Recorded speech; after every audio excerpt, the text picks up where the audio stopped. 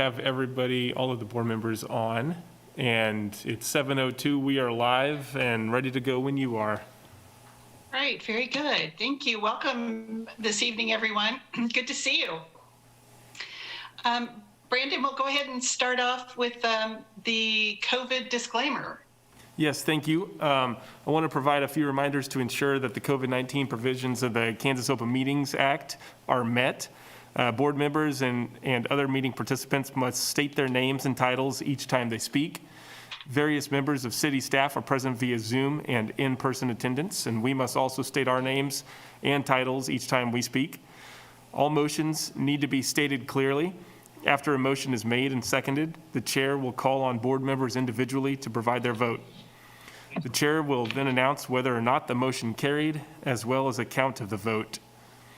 The agenda for this meeting provided instructions for how to submit comment and how it would be handled. Written public comment, I believe, was received for this meeting, and I would refer you to the agenda for that when we get to that portion.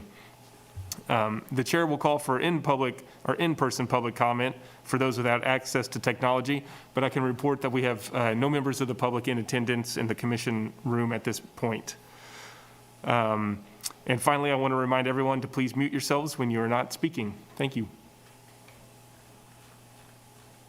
This is Tanya Salvini, and thank you, Brandon. Really appreciate it. I think we'll go ahead and get started with the agenda then. And I'm waiting for it to call up on my computer. I'm sorry, I had to restart my computer here. And it's probably the minutes, right? So no, it's not the minutes. I'm sorry. I'm calling it up right now. It's communications. It's communications? Okay. I'm sorry, my computer over here is just a little slow, and I'm almost there. Thank you.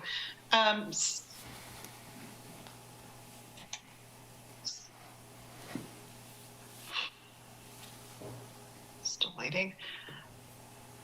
I am terribly sorry. Okay, well, approved minutes is A on the agenda, correct? Yes, that is correct. Okay, I'm making sure. Okay, all right, so let's go ahead and discuss the minutes. Hopefully you've had a chance to review those minutes. And the floor is open for motion or comments. This is Jane Gibson, board member. I move we approve the minutes from the previous meeting. Thank you. This is Chair Salvini. The motion has been made by Jane Gibson to approve the minutes. Is there a second?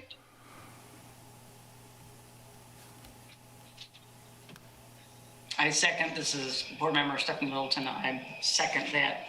Looking for a second.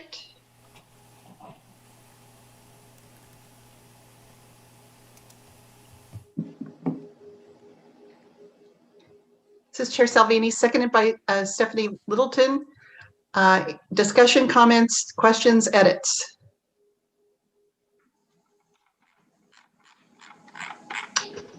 No, hearing none, and hopefully I'm not freezing up. We'll go ahead and start to approve the motion. All those in favor, yay. All those opposed, nay. We'll start with Sanjay. Madam Chair, actually, Sanjay logged off. He's logging on one more time. He was having audio problems. Thank you. Okay, we'll go to Stephanie. Yes. Jenny? Board Member Robinson, yay. Marie? Board Member Marie Taylor, yay. Jane? Board member Jane Gibson, yes. Bill?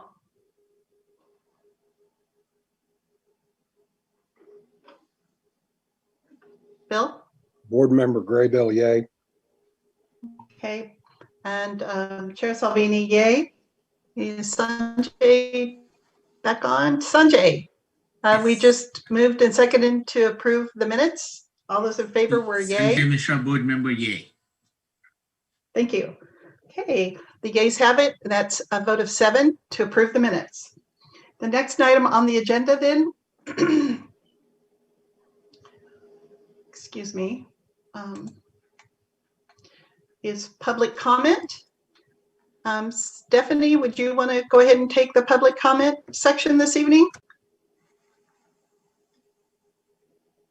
Sure, this board member, Stephanie. Thank you. Yeah, this board member, Stephanie Littleton. Brandon, I understand there isn't anyone that's present, correct? Correct. Okay. Is anybody asked to speak this evening? This is Assistant City Manager Brandon Wire. We do have a couple items of written correspondence that was submitted, and that is attached to the agenda. And then also we have, it looks like one community member, Alex Kerr, is with us again this evening. And so we may ask if Alex wishes to provide general public comment. Okay, very good, thank you. Yeah, I would start with, I would like to comment that there are 2 written documents that were submitted from Cindy Courtney. Comments and praise to the, noted praise, February 11th Community Police Board meeting. So thank you to Cindy for writing this, and we really appreciate it.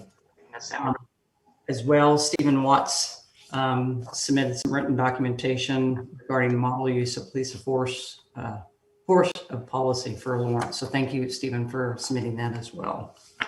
I'm going to move forward, and I'm just going to ask Alex if you'd like to speak. I don't necessarily know that we have to go through all the particulars on it. But anyway, Alex, the public is allowed to speak at any items or issues except those scheduled for discussion on the agenda.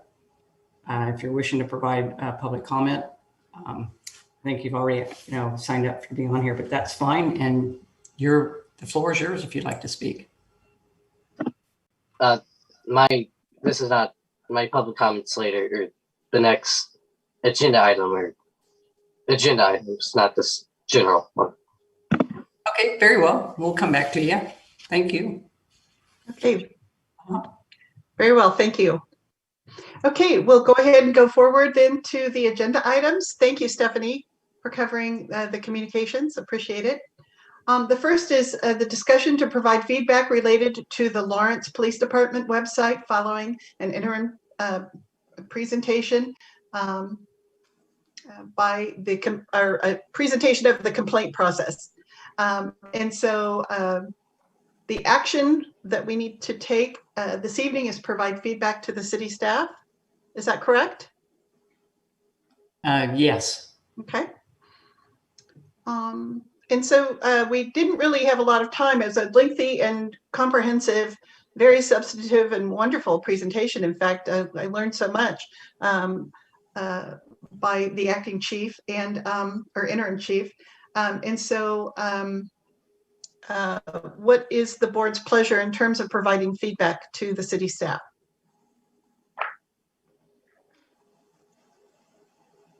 This is board member Stephanie Littleton. One of the things I thought we were going to include in this piece of it is providing some suggestions, recommendations, if you will, or updating the Lawrence Police Department's website to enhance it, or obviously the community be able to submit a complaint to our board.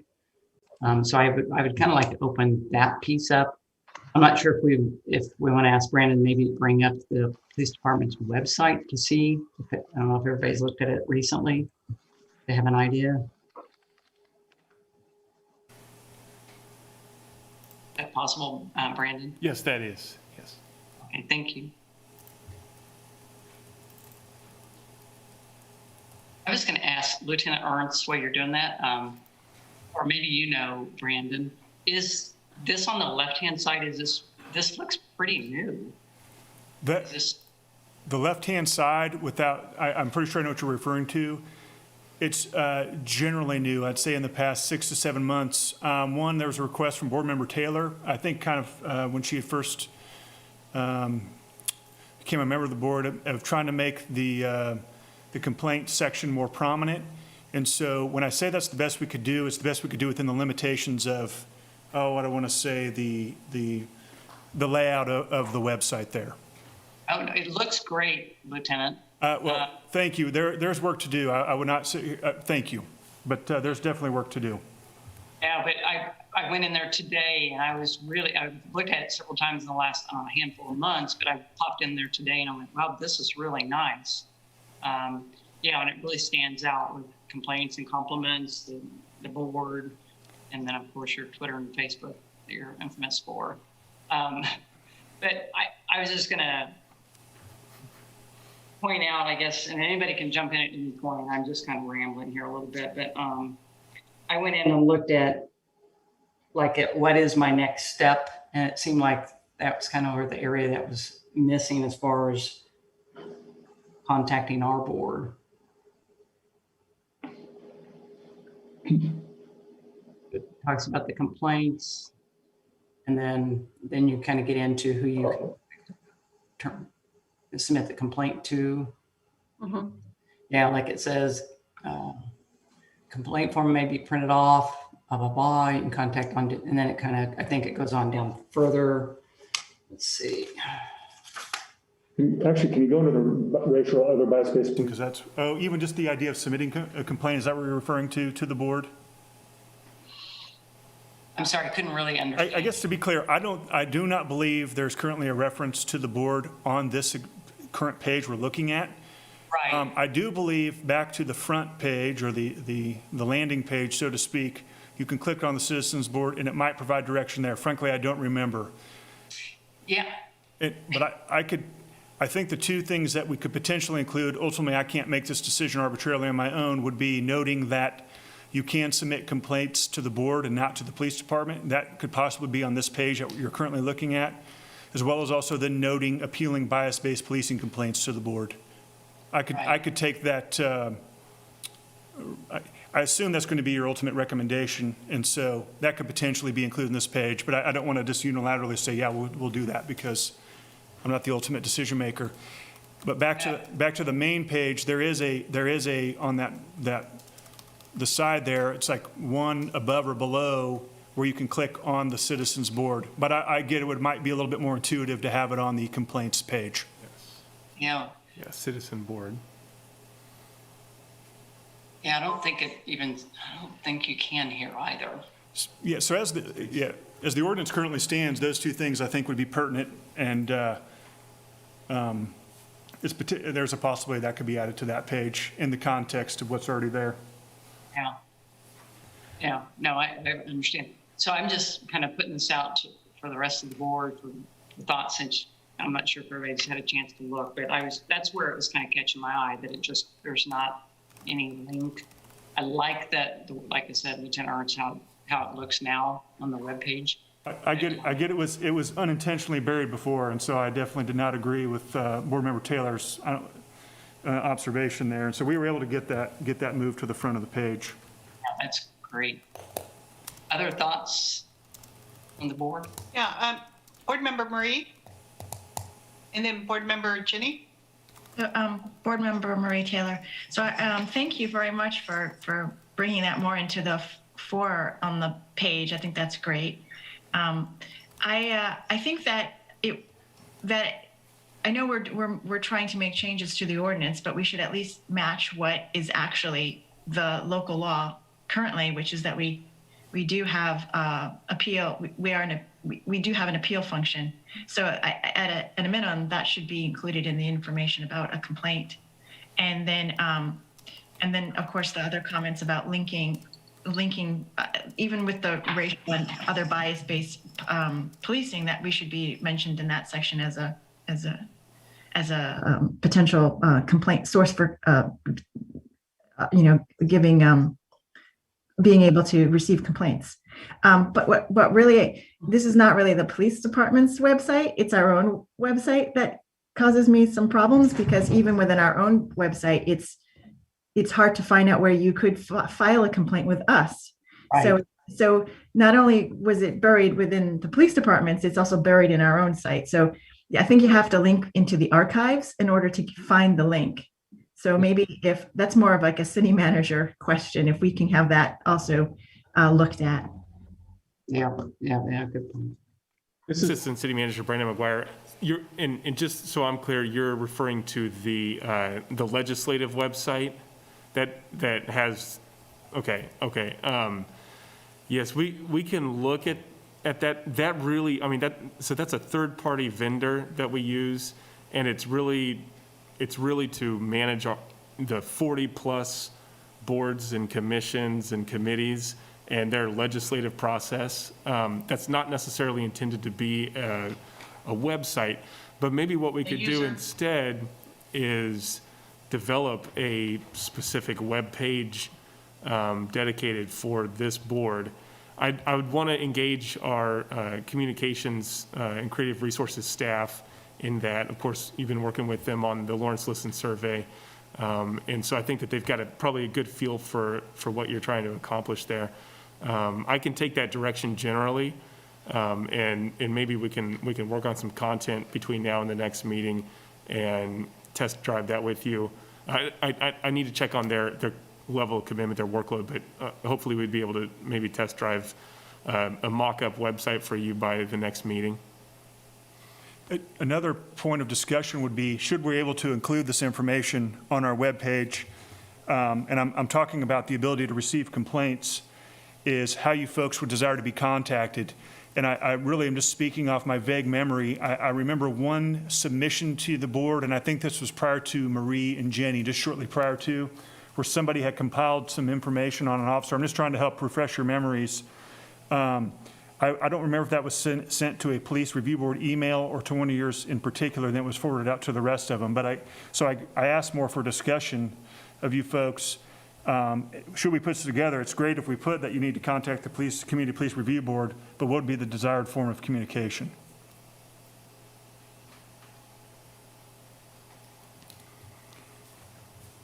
And the simplest, and of course we can work from there, is sending a letter, to the police review board at City Hall, but also that limits people already. I know there's better forms of communication, but that would be the simplest start, and then working our way from there.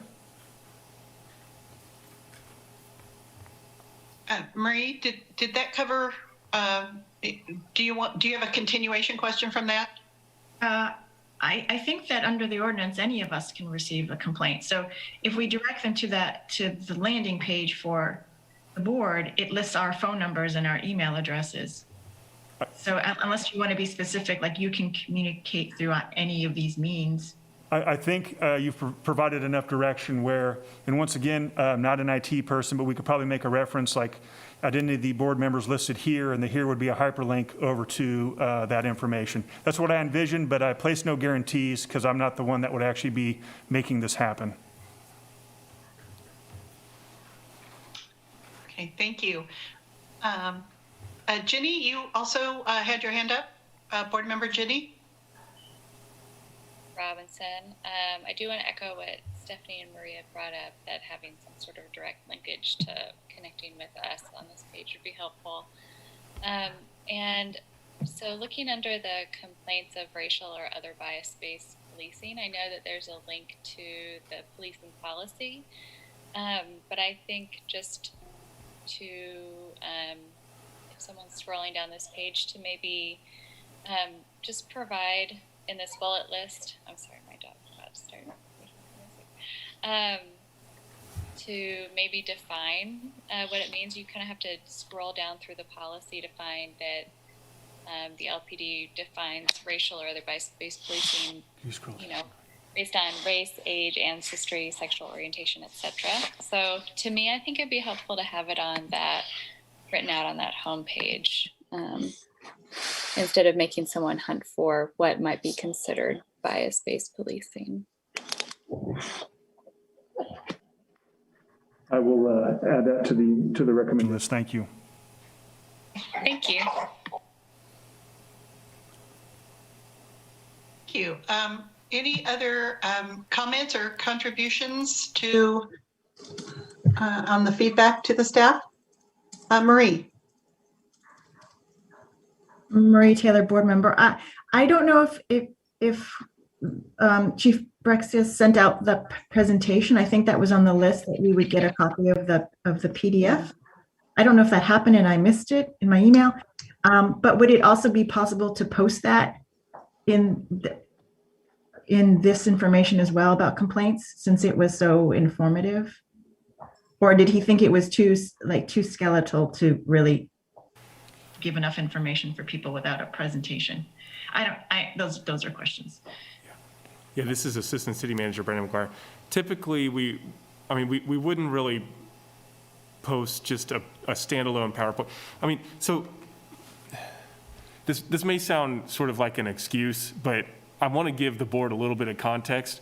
The city's website is a very large environment, very layered, very complex, large environment. We recently, a couple years ago, we did a migration from the old platform to a new platform, and it was a massive undertaking.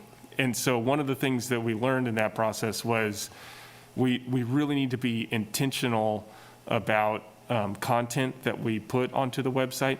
And so I'd say that just because it caused me a little bit of concern about putting a single point in time PowerPoint embedded in the website, because unfortunately there's a tendency for those types of things to get lost and forgotten about. And then we find ourselves many years later, once it's irrelevant, in a conversation where somebody's referencing it, and it's created some confusion. So, but I do know what you mean, and we have been kicking around some ideas amongst the staff about just how to sort of visually represent the complaint process in a way, sort of an infographic type example that would just make it a lot easier to follow.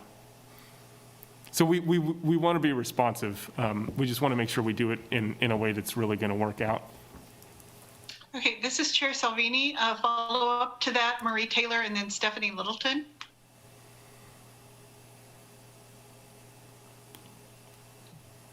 Marie?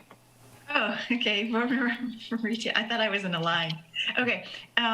So my recommendation then is to have staff make some sort of infographic visualization of the complaint process, and then or some other type of brochure that they could have either available in the community as like a standalone document that's available for people to pick up, and also on the website as some sort of PDF.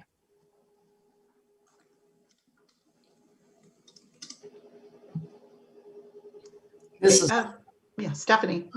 this is board member Stephanie Littleton. Just to add to it, I was kind of thinking the same way Marie was, just some type of a flow chart, if you will, something simple, but what, even if it's one snapshot of it that shows this is how it goes. And maybe however you're talking, Brandon, the digitalization, it will be real small and simple to add in versus a PowerPoint. So just so they can get a real basic visual. All right, very good. Any other comments or questions? Go ahead, Jane. Bill? Jane? I'm sorry. Okay. May I be recognized? Where's Jane? Let Jane go first.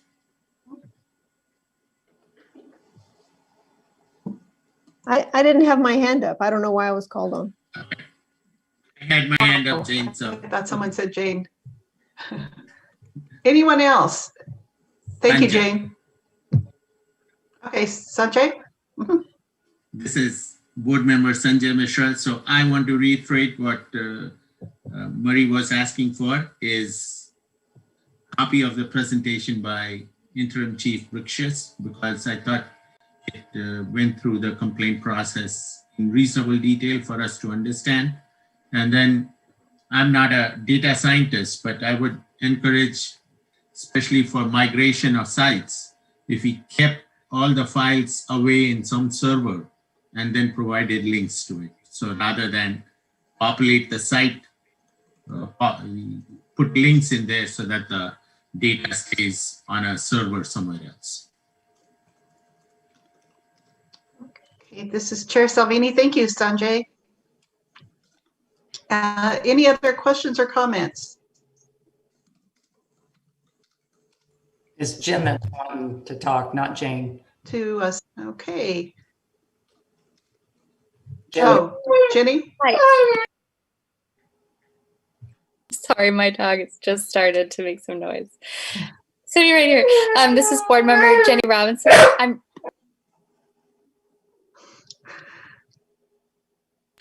I'm just wondering, I see where people can submit a complaint online and print do a fillable PDF or print at home. Are there any paper forms to file a report available at the police department? Yes. You can contact the walking in contact. Records division, or even traditionally, they will call a supervisor to come speak with whoever's there. Okay. Are those are paper complaint forms ever made available anywhere else besides the police department, or is that the only location that an individual could? No, I don't think they're available anywhere else, but I also want to be very clear that it is not required to fill out that form to file a complaint with us. So while it's a guideline to provide us information, it does not, we don't have some bureaucratic process that you shall complete that form. To be candid, most complaints do not come in on that form. They come in via a phone call. People either contact dispatch to speak with the supervisor, or they call the Office of Professional Accountability. So while the form is a guideline, there's no mandate or requirement for somebody to do that. Okay, all right, thank you. That's good information. And I also want to echo that I think having an infographic would be really helpful. So thank you. Thank you, Jenny. Agreed. I think that sounds like it's a consensus of the group this evening about kind of a flow chart infographic that could be helpful. I see Jane's hand up. Jane, board member Jane. I'd just like to return to Sanjay's request for the presentation that Mr. Brixius made for us, or interim chief Brixius made for us. And that I wanted to be clear that I think that what we want, well, maybe I shouldn't speak for Sanjay, but what I want is a copy of that presentation to me. I heard Brandon say it's too complicated to put a standalone PowerPoint on the city website, but couldn't we each get a copy of that presentation just as a part of our own record so that we have that to refer to better understand that process? This is Chair Salvini. I just received it in my email from Brandon. So yes, this is Assistant City Manager Brandon McGuire. I did, Chief Brixey has shared that with me, and I forwarded that to you the same night of the last meeting as soon as the meeting adjourned. So I assume it was buried in a month of email for each of you. So sorry, it probably would have been helpful to refresh that. Sorry. This board member, Stephanie Littleton, we did receive it, but yeah, it came out and everybody probably just didn't see it. Right? I know I've received probably 2,000 emails literally since then, so right. Very understandable. So you just resent it though, didn't you? I did just Brandon? resend it, yes. Yes, thank you. Okay, very good. Sanjay. Quick comment, and I thought maybe Jenny was going to request that we have printed copies of complaint forms available for certain, in certain parts of the town for people, for it to be more accessible to complain.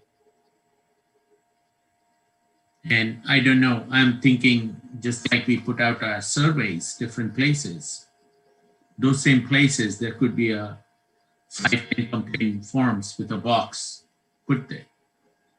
At least speaking to the forms and yes, complaint forms. I'm The sustainability, while we could go place them today, then it's the reminder to go refill them in 3 months.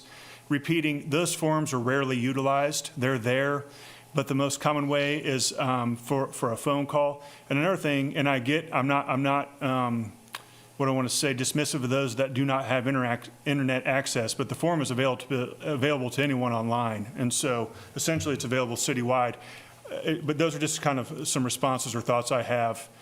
I could see us putting them somewhere in town, but then it's the idea of keeping the box full, so to speak. The sustainability of that idea. So, may I? Yes, Sanjay. So my point is, yes, I think if we were confident and comfortable that the data on complaints we are receiving today is valid and reliable, I would accede to the point that you make. one of the things that we are hearing is, or we have a feeling that we are not seeing all the complaints. And all I'm requesting is that it be made more accessible. A single complaint person who could not turn in a complaint because they didn't have a cell phone, they didn't have a website, internet connection, does not look well for the city and the board. This is And if we put it out for a year and see that, look, we put out 300 complaint forms and one came in, I don't know. But if said none came in, then next year I will not say anything. This is Assistant City Manager Brandon McGuire. If I may ask a point of clarification, Sanjay, are you suggesting that these be like forms or maybe a complaint box located at different locations around the community that the board members would monitor?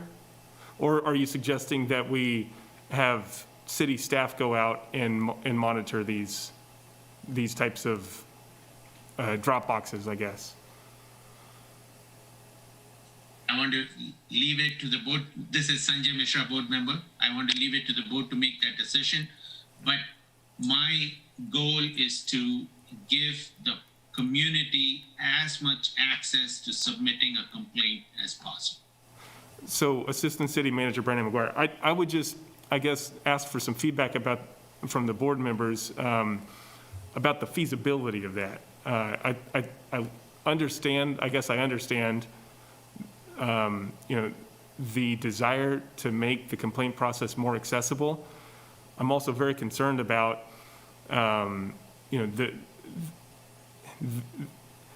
what could be sort of a logistically complicated process that doesn't have really any potential for quality control. And so, I mean, we could put pieces of paper all over town, and somebody may fill that out and think that they've submitted a complaint that's going to be received and investigated, when there's all sorts of different destinations that piece of paper could wind up. And so this just sounds, I think I understand what you're saying.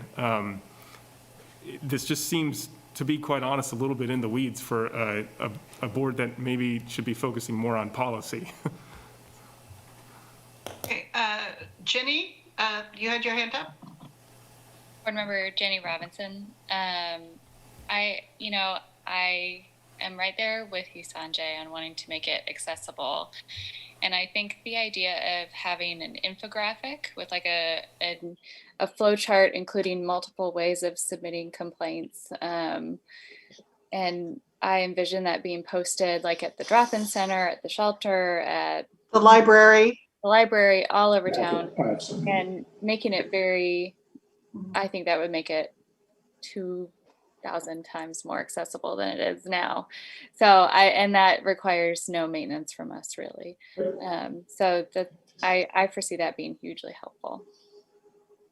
I would like to seek guidance from the board. Should we seek that avenue out as far as the security of this information? So should we have a drop or something? I worry about people filling out this form, providing their personal information, even their personal account of an interaction with the police. And then this form, I worry about the integrity of wherever this form might be placed. So if you folks could provide guidance or any thoughts on that as well. I wasn't speaking of a form, a complaint form to be filled out. I was just speaking about posting an infographic on informing people how they can file a complaint, the avenues that are currently open for them. So to clarify then, what she's recommending is, instead of having the complaint forms out there, that the ways in which a person can file a complaint are ubiquitous out there in the community. So the people know the process, both online as well as at certain information locations where a variety of different people may be who may not have access to internet. Board Member Robinson, yes, that's exactly. And like at all these places, I'm imagining there's a phone available, and sure, yeah. So, and I think also having our, how to contact the board might be helpful if we're comfortable with that, having our information out there. All right. I see Sanjay. So Board Member Sanjay Mishra. So I'm old enough to remember the time when we had self-addressed and sendee paid stuff, envelopes. So why not try it? If you put out 100, we spend $50, $100. You gotta make it more accessible. And the easier to file a complaint, at least the city will be on the right path to hearing its community members. At this point, it's a privilege issue. Yes. Okay. I see two hands. I see Stephanie's and then Jane's. This is Board Member Stephanie Littleton. Jenny, I'm following completely your point, and I think that's a great point. It's not about the concern, and I get that from the city as well, them being able to submit complaints and not have quality control. It's just about getting that info out there so people do know and understand the process. And that's a good thing. I think that's a really good thing to get that communication in different places where likely people don't have other accesses. So I am with you on that. That's a good suggestion. This is Chair Salvini, recognizing Jane Gibson and then Jenny Robinson. Marie was ahead of me. This is Jane Gibson, so I think Marie needs to go before me. Thank you. I didn't see Marie's little photo there. Board Member Marie Taylor. So just to echo with Jenny saying is, I think we're talking about a brochure. We're not talking about the forms, because I think we already heard that most people call. So I think part of it is making sure that the phone number where they can call gets out so they don't have to bother trying to fill out the form. And then we don't have any of these issues with privacy or making, someone feels that they were wronged because their form wasn't picked up in a timely manner, or all of those, or it could be cost prohibitive to the city at this point. So I think that it's really a brochure that has infographic, that is also a communication tool, but also a method of generating complaints if complaints are existing. And I think even it's been probably 5 or 6 months ago, the police department already said that was something they would already pursue, that they would do a brochure. And I think the issue was we're at a point where we don't know exactly what would be in that brochure because we're trying to work on the ordinance. So it's sort of like, which comes first? Do we want them to work on this brochure that says current practice? Or could they at least start that, because the complaint process in essence won't change? That aspect won't change. So they can at least get started in that type of information, getting out in the community. So I would say get started. Board Member Taylor, Lieutenant Ernst, we, at your request, had already come up with a mock-up of the brochure. It's been lying in wait. Admittedly, it's a rough draft, so maybe in the next meeting or two, I can't guarantee by the next meeting we can get it to you.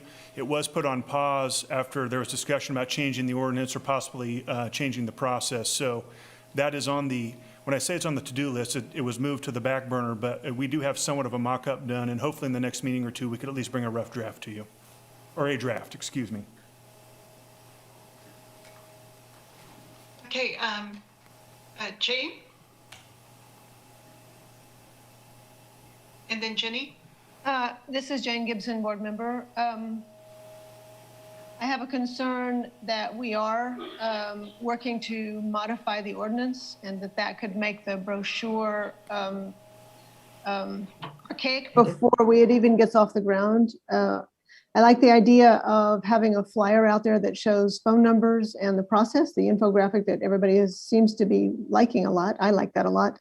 I think we should hold off on doing any print up of brochures until we know where our ordinance is going to go. And I don't think we know very much about that yet. I mean, I think we know what we want, but I don't think we know what we're going to wind up with. So I would just recommend holding off on a brochure and going forward with some sort of a flyer that's available in a lot of different locations around town, just to make the complaint process transparent and the ability for people to complain if they want to easy. The other thing I wanted to say is, we're all responding here as though there is a long backlog of complaints that haven't been filed. And we don't really know that. I do think that there hasn't been enough information. I mean, we all had trouble finding on the LPD website, how to file a complaint, and information about us was missing. So I think it's really important to get some of that information out there. But I would like to see us get that out there, make the process more transparent, make contact information available, phone, emails, by whatever is necessary on the flyer, before we do anything else with regard to a brochure. Okay, thank you, Jane. Jenny? Board Member Robertson, I don't have a comment anymore. Thank you. Okay. Any follow-up, Marie? Board Member Marie Taylor, I agree with what Jane is suggesting. Okay, thank you. Anyone else? This board member, Stephanie Littleton, yeah, I think Thank you. definitely the primary is to possibly get this website updated. And I know that Interim Chief Brexis was really open and for our suggestions and how we'd like that and work with us. So, that would be the primary. And with a mock-up, if Lieutenant Ernst has one, we might as well take a look. We're already into March, so we might as well kind of see where we can go with it, in the next month, but not necessarily have to roll it out yet. We can just. Very good, thank you. Okay.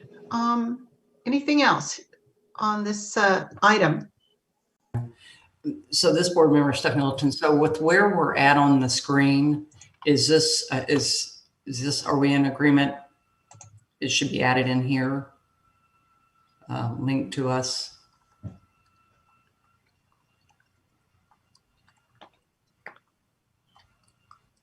I'm not sure. I was just trying to go back to where we had started off with, what our thoughts were.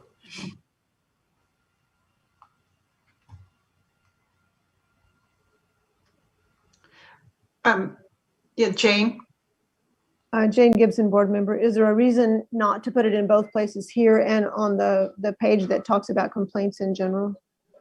Yeah, and by it, I'm referring to contact information and the possibility of submitting directly to members of the CPRB, which is in the ordinance that we're currently operating under. Correct, for all complaint. Yeah. Both places. For complaint, that's what it is. This is Assistant City Manager Brendan McGuire. I'm just going to jump in and say I think we understand generally the consensus of the board, what you want to accomplish. I'll remind you, you did create a community engagement subcommittee. We have met with that subcommittee once, and that was a pretty productive working meeting. I might advise the board, I think we've got some really good feedback, good discussion, and instead of getting into website design on the fly by committee, maybe either delegate that to the subcommittee or give the staff a chance to work on some content and bring it back for your review later.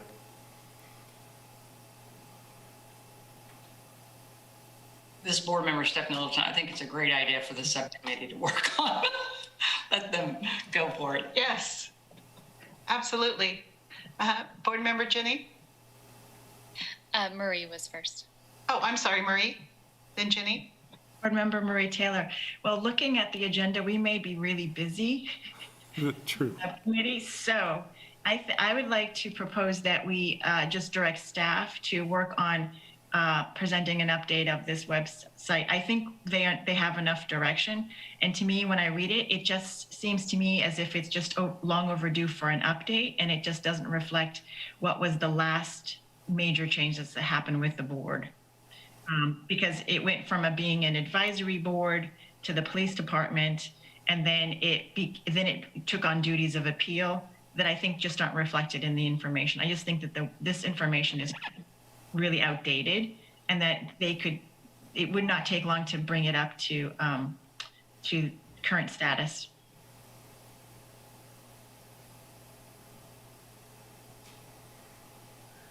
Okay. Any response?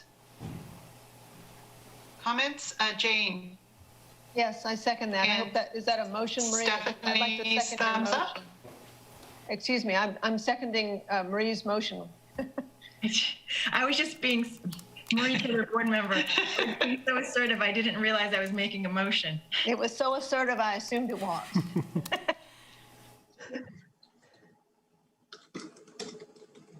Marie, can you repeat, please? Board member Marie Taylor, this is okay. I'll try. So, Thank you.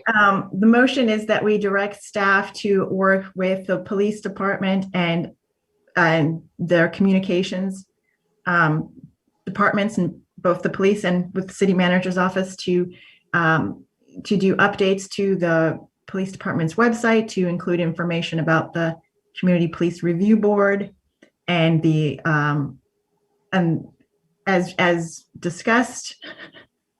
I think that'll do it. Okay, is there a second of Marie's motion? Jane Gibson, I did that already.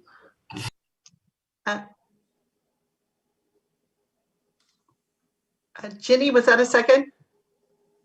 Board Member Robinson, Jane, I believe, made that second. Thank you. I think I have intermittent internet access here. So thank you. Jane seconded. Okay, all those in favor with the yay, all those opposed with a nay. We'll start with Sanjay. Sanjay Mishra, board member, yay. Stephanie, Yes. Ginny, Board Member Robinson, yay. Marie, Board member Marie Taylor, yay. Bill, Board Member Graybill, yay. Chair Salvini, yay. The yeas have it. Passes. The motion passes with 7 Actually, votes. you didn't ask me to vote, Tanya. I did. You didn't. I didn't. I'm so sorry, Jane. Maybe I should just abstain. No, I'm kidding. Of course, I support the motion. Jane Gibson Okay, was. I'm so sorry. Thank you. And that would be 7 votes there then. And so the feedback of the motion is that where we feel comfortable moving forward then? So this infographic, I don't want to, maybe I missed it, but what about this kind of infographic that needs to be put together just to do a simple communication to folks that's somewhat ubiquitous about how to file a complaint? And can maybe we possibly get agreement from the board that the infographic would be similar to the brochure, and then post ordinance, if we need something more detailed or whatever, we could go from there. But brochure, infographic, I view as sort of synonymous at this point. Okay, very good. That's fine. That will help us move forward then with the ordinance work that we have to do. Okay, very good. Thank you, everyone. So Tanya? we'll move on. Tanya? Oh, yes. Board Jane. Member Jane Gibson, could we ask Lieutenant Ernst, could we ask to see a mock-up of the infographic at our next meeting? I don't want to place the timeline of the next meeting, but at least by 2 meetings away, yes. Okay, the next one is April 8th. Is I that hear too you. soon? Or maybe May 5th. That's why I don't want to guarantee it by April 8th. Hopefully though. May 13th is the one after that. Okay, yes. Hopefully for sure by that meeting. Thank you, that'd be great. Okay, May 13th then. Thank you so much. All right, I think we're ready to move on to agenda item number 2, a review and discussion of a preliminary Lawrence Listens public survey response data. And thank you for providing the link there, Brandon. And I think I also want to thank Marie for the work she put together that we were able to look at hopefully before the meeting. So would the committee like to discuss this, or Marie, would you like to take this? Marie Taylor, just a couple of things. Brandon, you can stop sharing your screen of the website. Yes, thank if you. want to. And 2, I didn't do anything. I can't. You just have to hit PDF. I would like a PDF. You just pulled it from the website. Right. But still, So, no thank worries. you.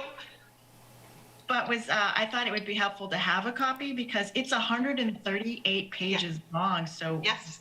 go us. That is fantastic to get that much feedback. I was really, and it's just great. And I can't wait to for us all to read through it, digest it, and then also share it with the Citygate consultant, because a lot of the comments were really holistic and just great data that we got from so many people. I'm just really impressed that so many people took the time to just share their thoughts, and very thoughtful and some very powerful statements. So I hope everyone, not just us, I mean, I just hope everyone reads through how they responded. Absolutely, Marie. Thank you. Yeah. Thank you so much.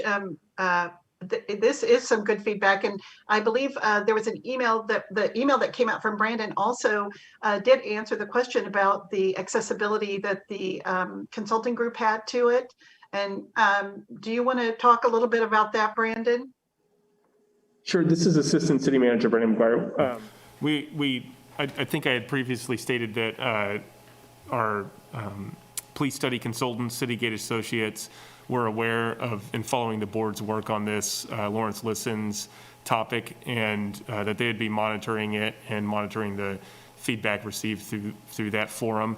They've been doing that over the last month, and I'll make sure to let them know when the Lawrence Listens conversation is closed, so that they can have that final that final set of input. It's just, this is good information for them, good community context, and it's one of many parts of the public engagement process that they're engaging in, or that they're conducting. I may also, well, actually, I should ask Dr. Gibson, do you want to start? Because we had kind of talked about how to approach the conversation for this topic with the board. Would you like to jump in, or would you like me to jump in with my portion of the discussion? Well, Brandon, I hope that we might start with your describing the distribution of the survey, so we will have a good sense of where all it went. Great. Yes. And I don't know if you've gotten, Jenny, I know had picked up the hard copies and was gonna, and I don't know, Jenny, if you were able to deliver those to him, but maybe we have a sense of how many of those we have to add in. So could you just give us a basic statistical rundown? Where did they go? How many did we get? Of what kind? And that sort of thing. Yes, exactly. Thank you. Assistant City Manager Brandon McGuire. So I'll back up just a little bit and just sort of remind the board a little bit about Lawrence Listens. And for everybody watching at home, Lawrence Listens is it's a forum for civic engagement, and it's obviously the format, the structure is in the form of a survey. But I do want everybody to think about this as a forum for civic engagement. It's sort of a virtual town hall, sort of social media type engagement tool. And so this is obviously not a statistically valid, it's not an attempt to be a statistically valid random sample survey. This is a the pool of respondents are self-selected, and we're not trying to accomplish a certain cross-section or a certain distribution or certain sampling or oversampling within our community. So I just wanted to provide that context. That being said, we work, and when you're working in public policy, which this board and any advisory board is working within the public policy realm, that's all very good information for you to have, very good feedback for you to have, and helps facilitate a conversation with the community. So very useful information that was received. Regarding the promotion of the survey, let's see, actually, before I say that, I do also want to point out, and there was some discussion before the survey went live as the board was finalizing it, but I do want to point out that there are options to translate the survey into literally dozens of different languages from all over the world. And so that's a really nice feature. We did have a question from one of the subcommittee members about whether or not we had data on whether different languages, or the survey was submitted in different languages.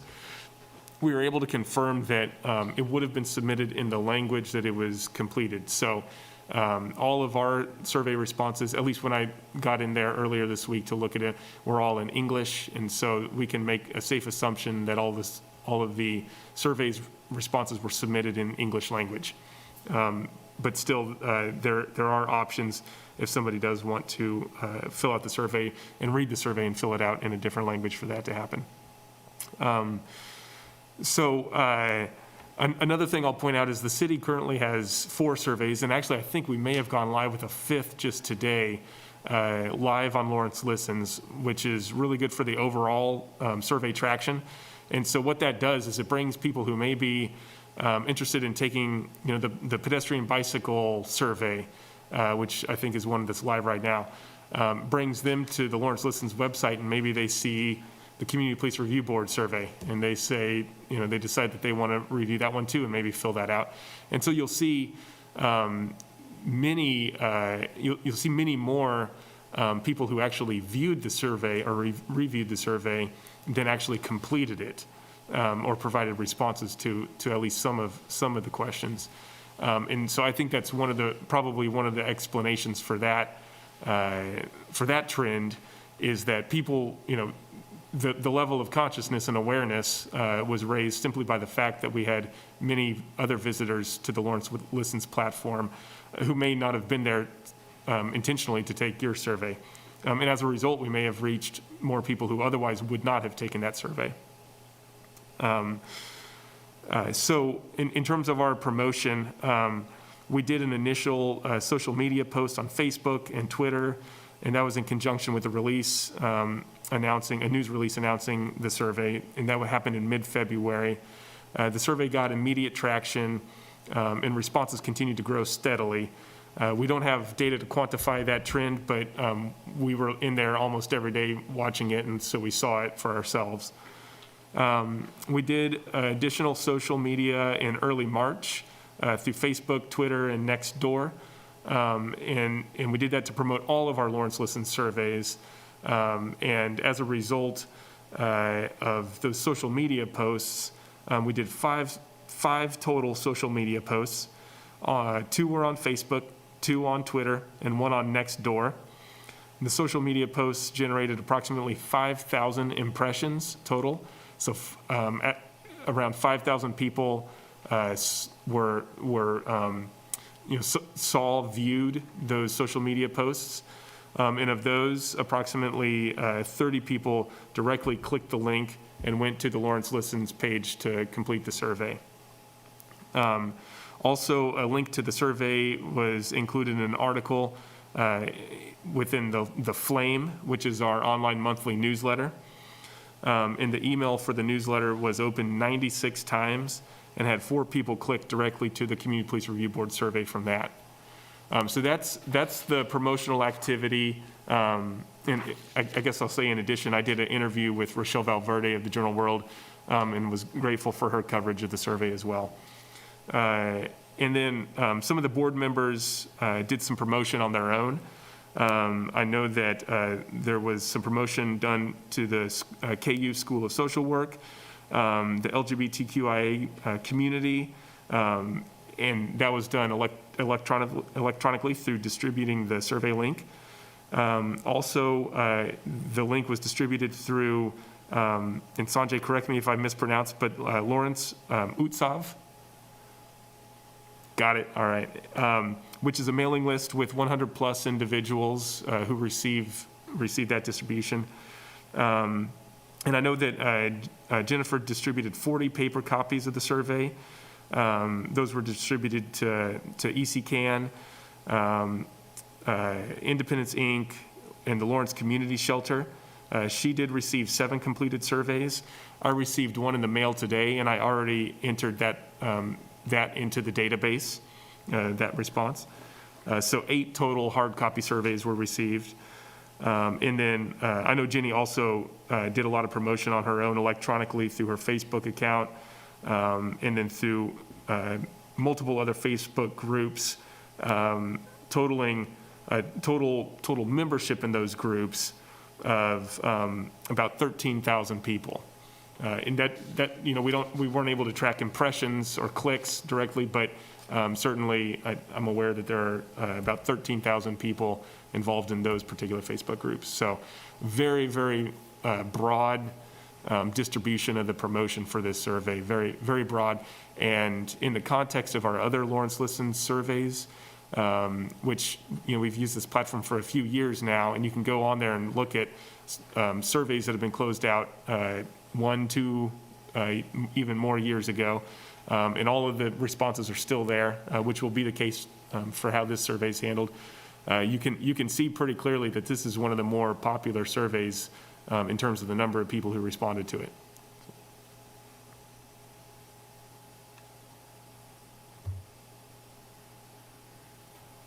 Thank you, Brandon. Jane? Jane Gibson, board member. Brandon, thank you very much. Can you tell us what the number is tonight? How many responses we've gotten? Yes, I'll do that, and I'll take just another minute of your time just to kind of show for anybody who's watching on YouTube or cable just how to navigate there and check out this info for themselves. So this is the Lawrence Listens page. As of this moment, we have 394 visitors and 245 responses. So 245 people have actually filled out one or more of the prompts or questions to the survey. So that is a very, very good response for the use of this tool. And then also anybody or any board members, if you haven't already figured this out, which I'm pretty sure you have, judging by the level of discussion and feedback, you can review all of the feedback for yourself in this interactive way. It's, again, this is, think more social media instead of, like a SPSS or some sort of quantitative analysis tool. So you're not going to get high-powered analytics out of this, but you can certainly review all of the responses for yourself. There's also a word cloud feature. So if you click on the drop-down for each individual prompt, you can see a word cloud, which sort of emphasizes words that were used more frequently than others in all of the different responses. And then as you scroll down, then you see each individual response to each one of the prompts. And so you can review each of those prompts individually. And then you can also download PDF or these other file types. PDF is probably the most user-friendly for the casual user. And that will provide every individual response actually, I probably shouldn't have clicked that, but that'll provide every individual response, which is the 138 something page. So, They'll come up with those 138 pages. Yes. Yeah. Yes. Okay. Thank you for the opportunity to review that information.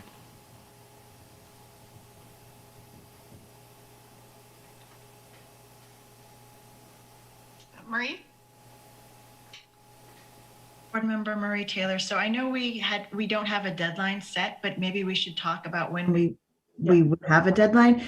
And I think we also talked about that you could get you couldn't get, I wasn't sure if you could get demographic information through this tool, but I know that we had talked about zip codes. Potentially we could track zip codes if we weren't going to get demographic information. I don't know if that depends on the types of questions asked.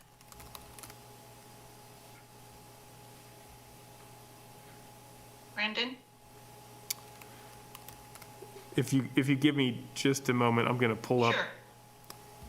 pull this up, and I will tell you the data fields that we collected. Okay.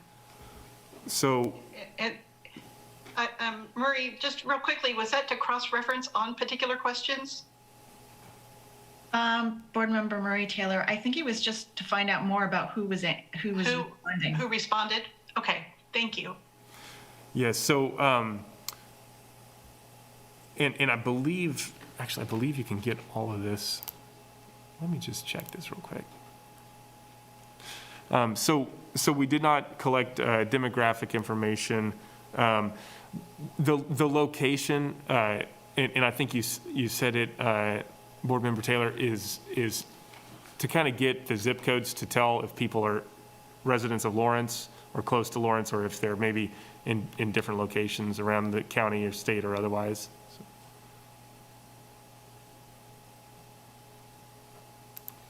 If you send it to your email, you can get it up there. Yeah.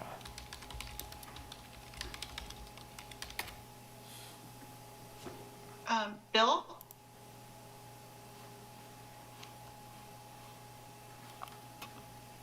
This is a question for Brandon. This is Board Member Graybill. Does the city have the ability to collect all kinds of information from the survey, the people who answer the survey?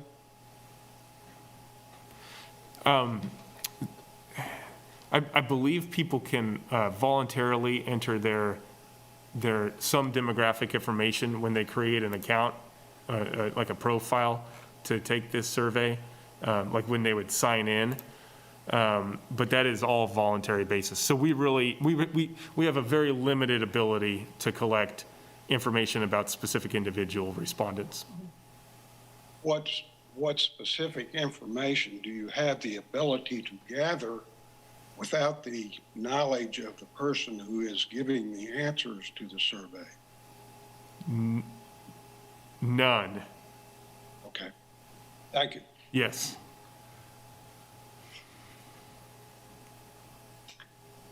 Okay.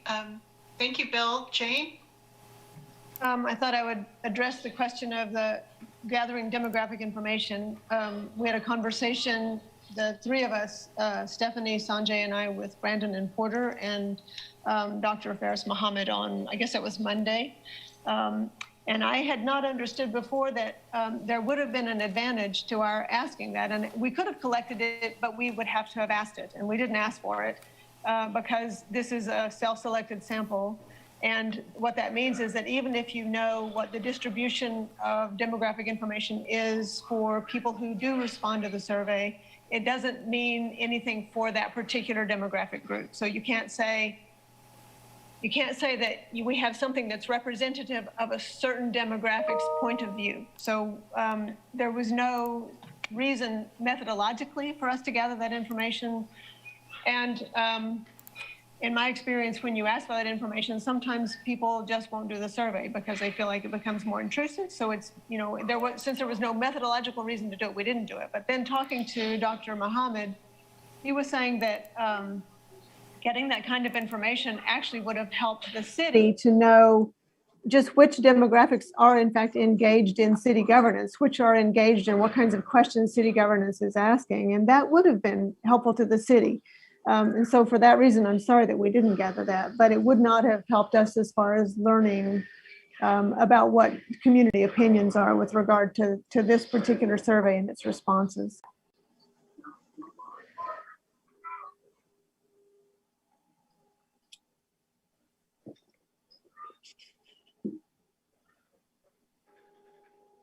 Thank you. Any other comments or questions? Bill? This is more Board Member Graybill. This is a question for Brandon. Does the use of cookies allow the city to gather any kind of information regarding those who answer the survey? Assistant City Manager Brandon McGuire. I can speak for the city, and I am not an expert on the use of cookies, but this is a third-party vendor called OpenGov that this is their product. So if somebody were clicking on cookies, it would be for a third-party vendor's product. It's not, even though it looks like it's going through the city website, it's not the city's website. It's not the city's content. So we are a customer of that third-party vendor. Well, the reason I ask that is I encouraged a lot of people to take this survey, and I think unanimously, of course, they're all older people, but they chose not to because of the use of the cookies. Assistant City Manager Brandon McGuire. I was contacted by at least one community member who requested a hard copy, a paper copy, and we emailed that to them, and I assume that maybe the person who mailed me the copy back the completed copy. And the specific concern that this person had was related to cookies. That's not something that the city has control over. Just being that this is a third-party product, we could maybe try to find a different product that doesn't require the use of cookies on somebody's computer, but that would obviously be a system migration.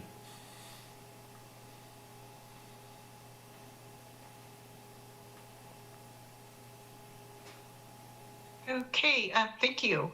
Any other comments or questions? Jane? Well, unless there were comments or questions, Jane Gibson, board member, unless there were comments or questions about where we are, I was about to move us forward a little bit. Is that okay? Yeah. Or Yes, I don't want to stop absolutely. the conversation if somebody else has something to say. Nope. Well, I guess the three of us, Sanjay, Stephanie, and I agreed that the sample size that we have is significant and large and gives us a lot of really great data, and that we should close the survey tonight with the board's approval. So I'd like to make a motion on behalf of our subcommittee that we close the survey tonight with 200 and I think it's 59 responses.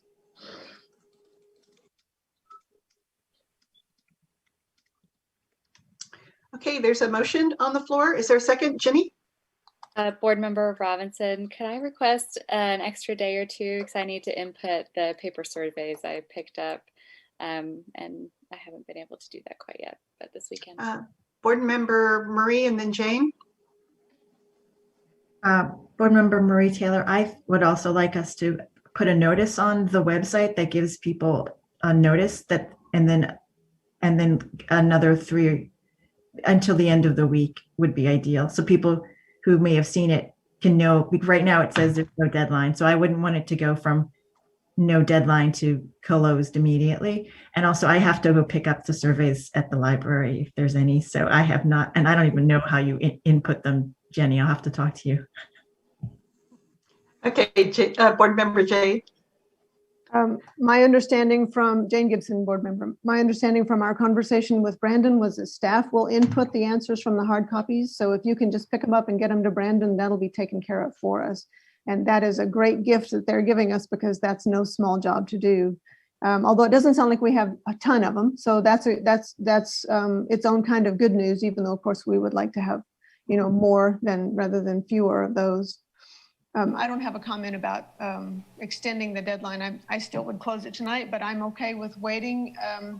I guess the deadline that I would want to call then is the date that Marie can pick the hard copies up from the library, because that would be, we want to, they have to all be closed at the same moment, right? So maybe you could tell us, Marie, what day you could get those, and that would be our closing date. Marie Taylor, board member, I'll see. This is a little tricky question.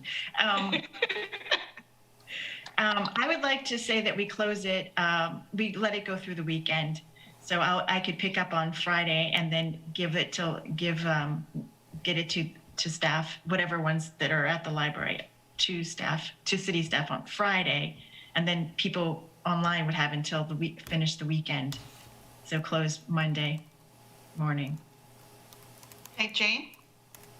Well, if you pick them up on Friday, you're going to go back on Monday and get anything that might have been turned in on the weekend. They need to be closed at the same time. So if you want to pick them up on Monday, then we close them all on Monday, right? We don't close the hard copies one day and the online on another day. So whatever day you want to pick them up is the day that we ought to close it. Marie Taylor, Monday. Thank you. Okay. Okay, Marie Taylor, Monday. Monday sounds like the deadline. We've got a motion on the floor. Would you like to modify your motion, Jade? What's the date? 15th. 15th. 15th? Yeah, I'll amend the motion to propose closing the survey on the 15th. Okay, and I see Jenny has her hand up, and Sanjay. Board Member Robinson, Jane, I received your email and reached out to Brandon, and he gave me a different set of instructions. So Brandon, I don't know if you wanted to speak on that. Assistant City Manager Brendan McGuire. And Jane, I apologize if we had a different understanding of our conversation in the subcommittee meeting. I thought that the board members were going to fill out the surveys, but if it turned out to be a monumental task. If there were lots of responses received in hard copy, then staff, we would try to find a way to help out. And so Jenny and I did connect, and since she had 7, I walked her through how she could enter those, and she advised that she'd be able to. So I would encourage Board Member Taylor to contact me whenever you pick up the surveys. Let's talk at that point and figure out the best way to enter those. Okay. Board Member Jane? No, I was just waiting for a second on the motion. Okay. I was going to do that. Sanjay, okay, very good. I was going to do that. And so is the time going to be midnight Monday, Tuesday, or 5 p.m. Monday? Assistant City Manager Brendan McGuire, I'd encourage you to keep it open-ended and let us work with staff to figure out when and how to close it. Okay. Brandon, this is Jane Gibson, board member. What does that mean? Because we don't want to keep it open. We want to close the survey. We have plenty. We need to close the survey. So if you keep it open until staff gets around to closing it, that defeats our purpose. Could you please tell us what that means?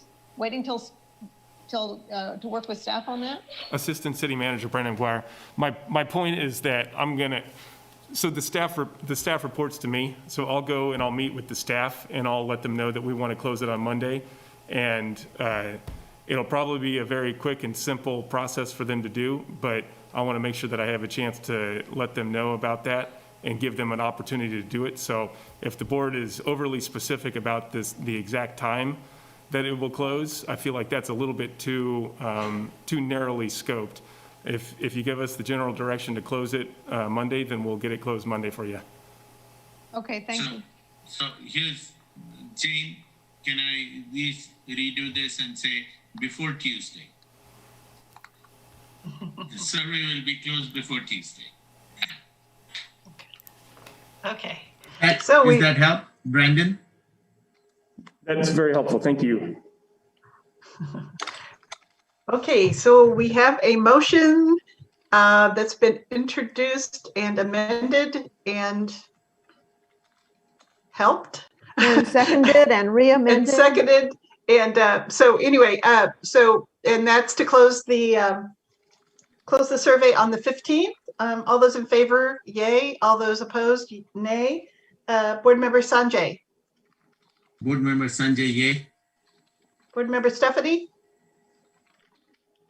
Yes. Board Member Stephanie Littleton, yes. Jenny. Board Member Robinson, yay. Board Member Marie.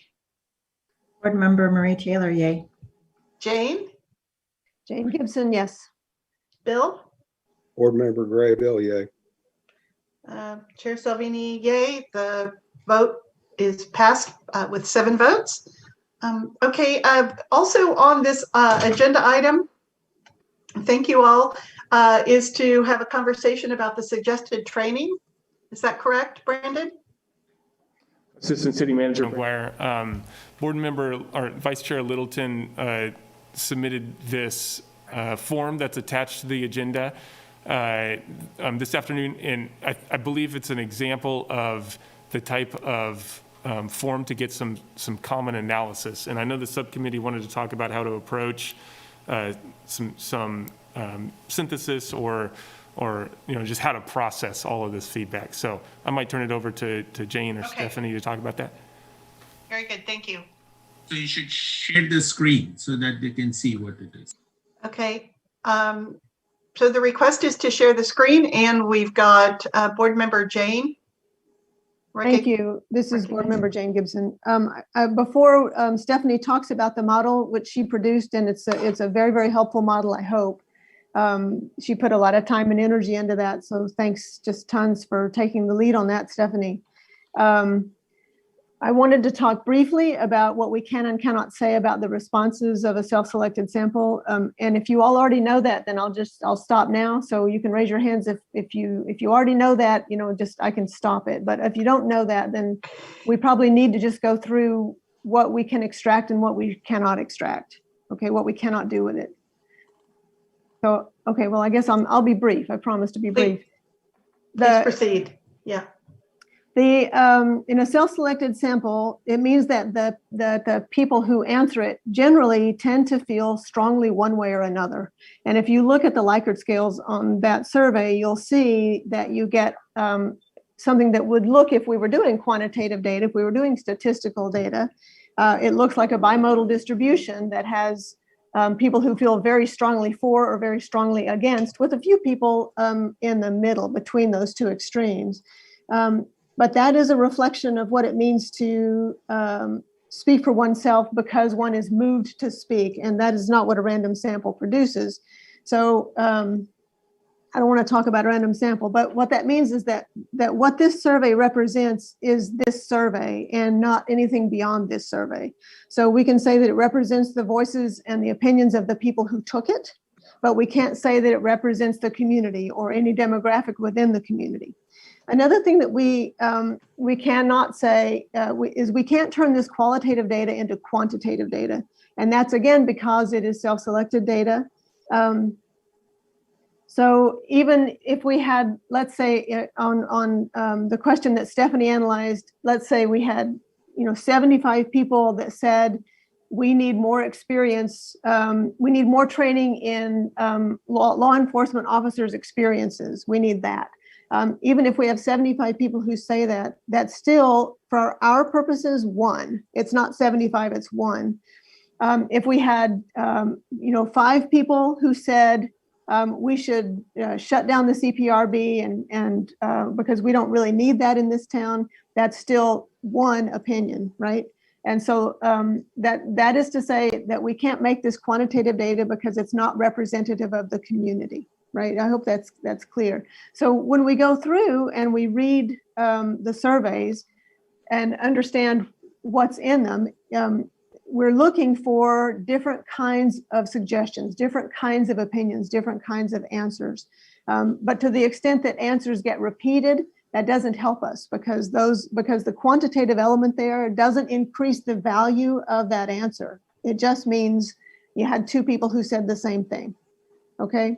So I'm going to stop there. I think we'll have more to say about what we do with it, but I think Stephanie is ready to, are you ready, Stephanie, to talk about how you produced this particular model and how this might help us all?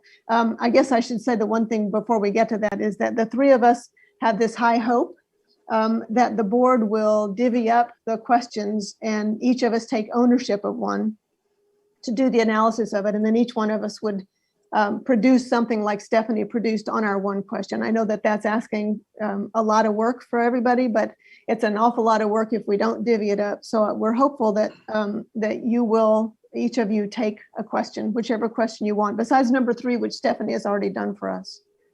And that's all I have. Thank you, Jane. I have a quick question, but Marie, I think your hand was up first.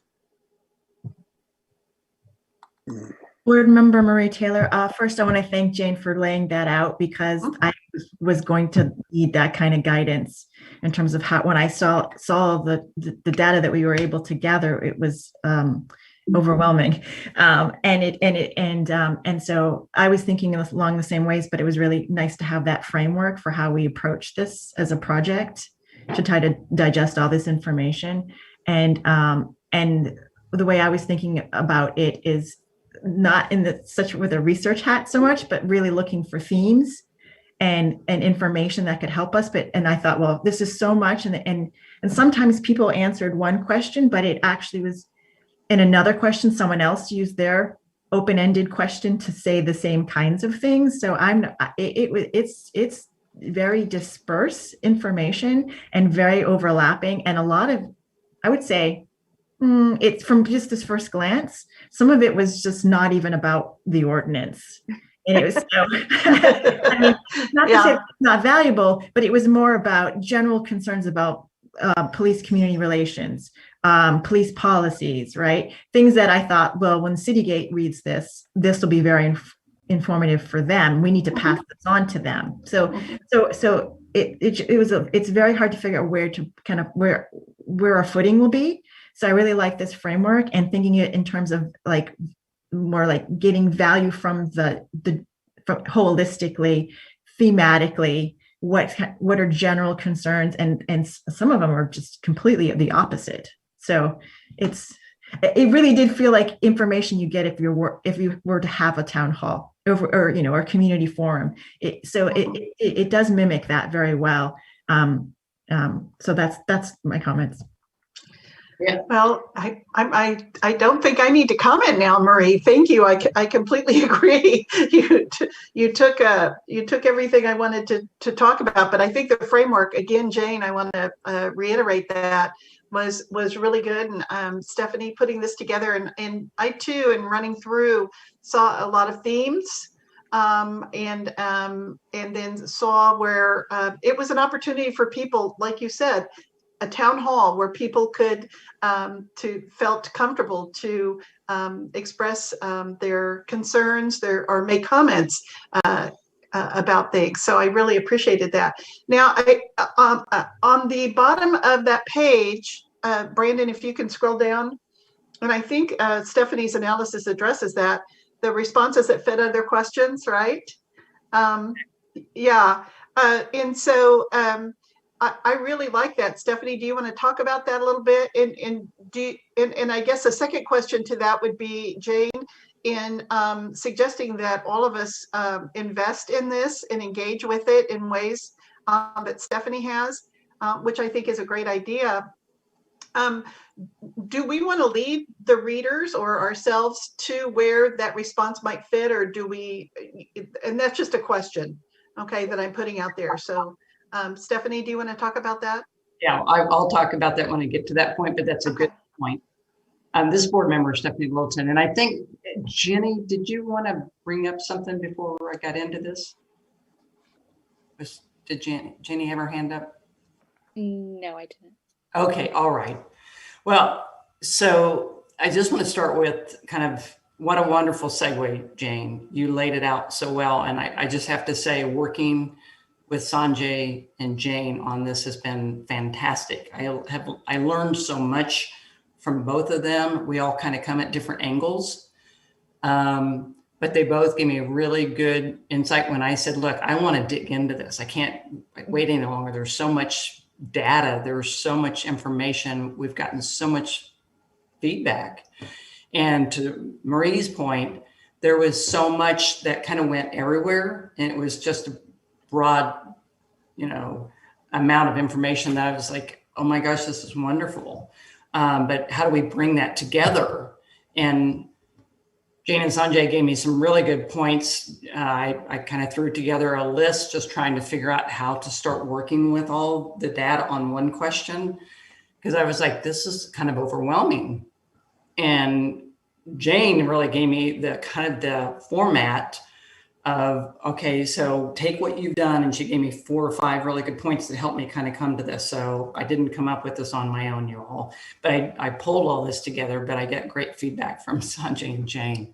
So let me just start with, this is basic. I'm just going to say this simply is a model to help produce some uniformity to what we're wanting to do here with our process, and the type of list that each of us will want to produce. So like Jane, I think Jane maybe mentioned, or Sanjay, that we're basically going to ask for each one of us to take a question and start going through all those responses and start putting some order to them. And so this is just my model, if you will, that I threw together, try to make it simple and build from it. So starting with, this is the question I picked, was number 3. What other kinds of training, if any, would help the CPRB promote positive and fair community police relations? Starting off with, I just kind of tried to put a summary together, taking all of it after breaking down redundancies, trying to dissect through it, some quick reads, if you will, identified responses that better fit other questions, as you see at the bottom. So that's what I did. So basically, I'm going to go through the summary real quick. So the CPRB needs training and law enforcement officer experience with an understanding of the availability of local public resources for alternatives versus police intervention. Additionally, our board should be trained on officer recruitment processes, data collection and visualization to provide meaningful data to the community, application of state statutes and city ordinances, understanding issues unique to various populations and history of policing and its inception in America. So going on down, I just listed it out. And then I know this is kind of smashed in there, but I didn't really want to make it longer. So, but you can see kind of the mixture. And as you go through and look at the responses, you'll see a lot of these are reiterated over and over again. So it really does make sense to kind of bring it together. And I think I ended up with, there were at the time, 3 or so days ago, I did this, there were 128 responses, and I put it down into like 19 into a list. 3 of them which go to other questions. And you go ahead and move down a little bit further if you would, Brandon. Thanks. So then I pulled those out, right? The ones that were identified, a lot of reiterations. So I just made a consolidated list of the different ones. Lots of really, once again, feedback. All of these kind of fit into this particular question, you know, for our training. I won't read through them all to bore you all, but they're really good. And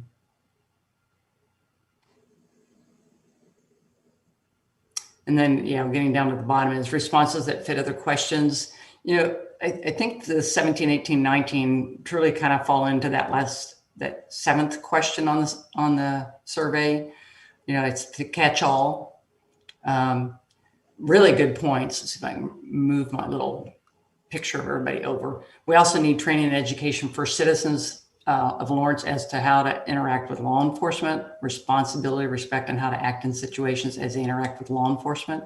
We as citizens are not exempt from this responsibility as our law enforcement personnel attempt to improve. I think this was such excellent feedback. Then we have spend time looking at the demographics and areas of Lawrence that have the highest police calls and do community work there. Great feedback. I would like to see coordination and cross-representation of CPRB and the police. Perhaps they could grow to understand one another's points of view. Wonderful feedback. So not necessarily fits into this, right? But back to Marie's point on the whole town hall, we've gained so much valuable information here. Yeah, Marie, go ahead. So I love this way of trying to digest information, because in splitting up the work too is really good. Would it be possible on the responses that fit other questions if we coded it that way? Like we coded, like if you come, like for number 17, if you think it fits into a different question, you could put that in parentheses after it, so we could kind of track it a little bit. Because then we could even take these and move them where we think they could go, and just because someone made it in one list, we could move it, the response to someone else's list. And then also it may be that they don't fit any of the questions, and then we can somehow label that differently too, that this is more of like a general concern, and then we can, we could easily get those up to Citygate. Yeah, Absolutely. Thank you, Marie. Board Member Jane. Jane Gibson, board member. If you have a question, I mean, if you have a response that doesn't seem to fit any of the first 6, you can put it in 7. But if you have one that fits the first 6 and it's not the question that you're addressing, I can't think of how. I think it would be fine to send it to the person that has that question. There's no reason to delay that process. Even if it goes to a different question, send it to the person who's doing that one. It doesn't violate COMA if it's just between the 2 of you, right? And then we would have we'd have the analysis move forward instead of delaying and trying to use some intermediary to handle that. Mm-hmm. Yeah, no, right back to your point, I started to put in parentheses after each one. I thought each one of these fit number 7, but I think I'll go back out and add that way when we pull everybody's together, we can kind of see what each one of us were thinking and help guide those. So no, that's a good point. But just so everyone knows, everybody that's listening at home as well, that these words are not mine. These are pulled directly from the surveys. Sure. So these are in the words of the citizens that put these survey responses in. Understood. Thank you, Stephanie. Board Member Marie. Board Member Marie Taylor. So the summary is your words at the beginning, kind of synthesizing it, and then the responses. So will the instruction be to verbatim put those responses in the in the list because some of them are quite lengthy. So I'm just wondering like how to approach that. Okay, Board Member Jane. Jane Gibson, board member. Sometimes in managing and trying to assimilate qualitative data, language really matters, and it'll be up to us, each of us, to decide if there is something about the way the language is chosen that we want to preserve. In that case, you would keep those words in there. But because you're probably going to find a lot of redundancy in some answers, it won't make any sense to try to choose X person versus Y person's words because they'll be about the same meaning. So the only time that you need to worry specifically about doing something verbatim is if you really feel like the language brings some nuance, some important consideration because it's more subtle, because it's metaphoric, or something that you think actually helps us understand it. But each of us will have to use our judgment to decide that. Otherwise, I wouldn't worry so much about doing verbatim. Although if you get, one really great answer that seems like it's pretty fleshed out and it's contextual, and it really gives us insight, and then you have, two other people who have similar answers, I'd use the richer answer myself. That's what I'd probably choose to keep, is the richer answer.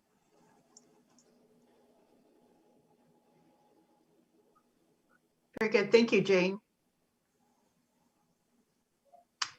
Stephanie, is there any other insight that you want to provide to us on that? And then we'll talk logistics. This board member, Stephanie Littleton, I don't really have any more. I hope this really helps give everybody some clarity because once again, it seemed like we've had so many responses that there was so much. I was like, where do we begin? But no, I think just want to try to provide some kind of a model to get this rolling pretty good. Okay, very good. So does the committee want to talk about the logistical approach in getting this done as quickly as possible? Jane? Jane Gibson, board member. Well, we'll begin, I guess, after we have the hard copies entered.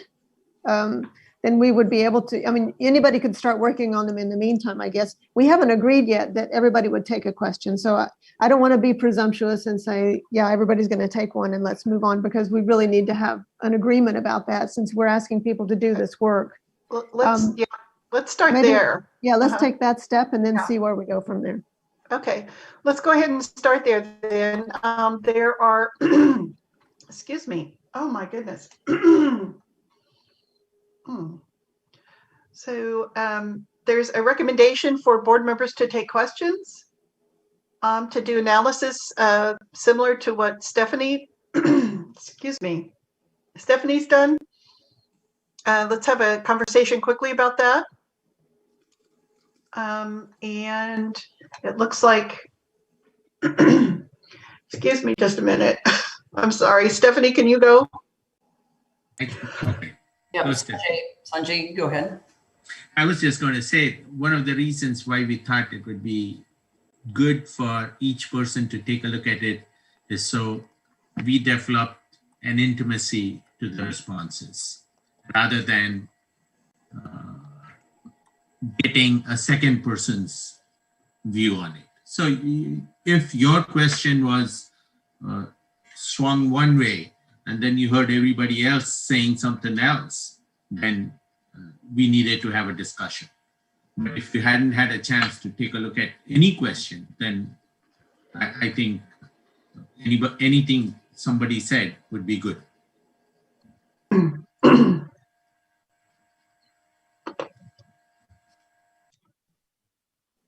Okay, any other recommendations? Jenny. Robinson, I just want to thank Stephanie for laying it out like this. I think that's really helpful, and I love the idea of us each taking a question and really diving in. Okay, very good. So it's recommended that each one of us engage with the questionnaire by being assigned a question. And Stephanie, would you like another one? Okay, just kidding. Thank you so much for taking the risks that you did and presenting your work in front of us. You're a prized student to Dr. Gibson. She teaches me every bit as much as I have ever had to say to her. Yeah, I'm sure. Yeah. Okay, very good. So let's talk about, is there any particular question anyone's interested in taking? Marie. I would like to take 6 or 7. Okay, anyone else? Jenny? Marie, pick, which one do you want? Pick. Marie Taylor, board member. 7 is intriguing because it's the catch-all. Uh-huh. So, but it could be very big. It could be a big assignment. Okay, I'll take 7. I'll take 7. Okay, Marie, 7. Excuse me, Jenny? I would love 1 or 6. Okay. I'm with you, Jenny. I would like 1 or 6. Should we rock, paper, scissors it? I guess. Flip a coin. No, you choose whichever one you want and I'll have the other one. Okay. I'll do 6 if that's okay. Mhm. Yes. Okay. Thank you. I'd like that. Uh-huh. And you're doing 1 then? Okay, Sanjay?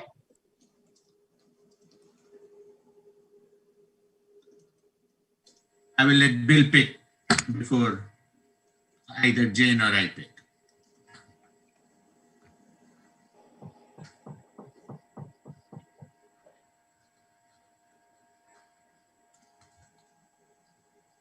So Bill, ask Bill. Bill, is there one in particular you'd like to take or?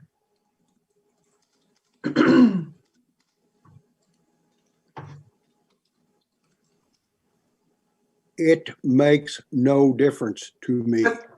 Okay. Very good. Thank you.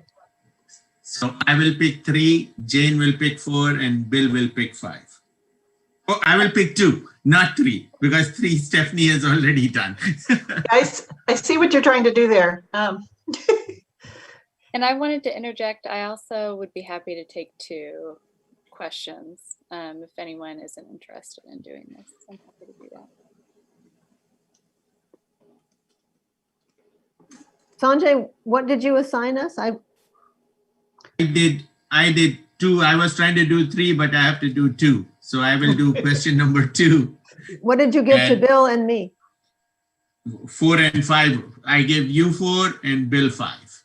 Okay, I'm glad to do whatever's left over. Okay, Bill? Bill? I'm looking at this survey and the one I got 6 questions on it. What are y'all talking about? Yeah, there's 7 original questions, Bill. The one I'm looking at has 6. Yeah. The one that was on our agenda tonight. The last one is anything else you want to say? That's not on this one. The last So one that's I the- got is membership. You So telling me I Q7. can't read? No, I'm saying Marie has picked the one. Somebody will tell us where she picked it from. It's on the Question Lawrence number I'd like to just website. get this confusion straightened out. What am I supposed to be doing? Marie Taylor, board member. Maybe Tanya, you can just read off the questions. The one I have for 7 is, what else would you like to tell us about the suggested revision of ordinance number 9324? That's what I have as 7. Yep, that's the correct one.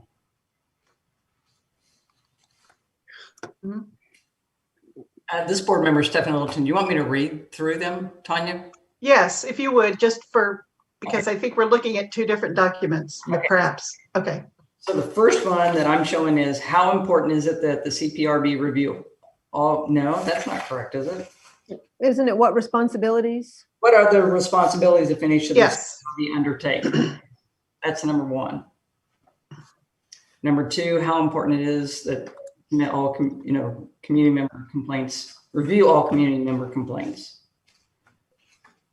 And then following with that is, please help us better understand your response to the above question. Mhm. Next one is What now? I'm sorry.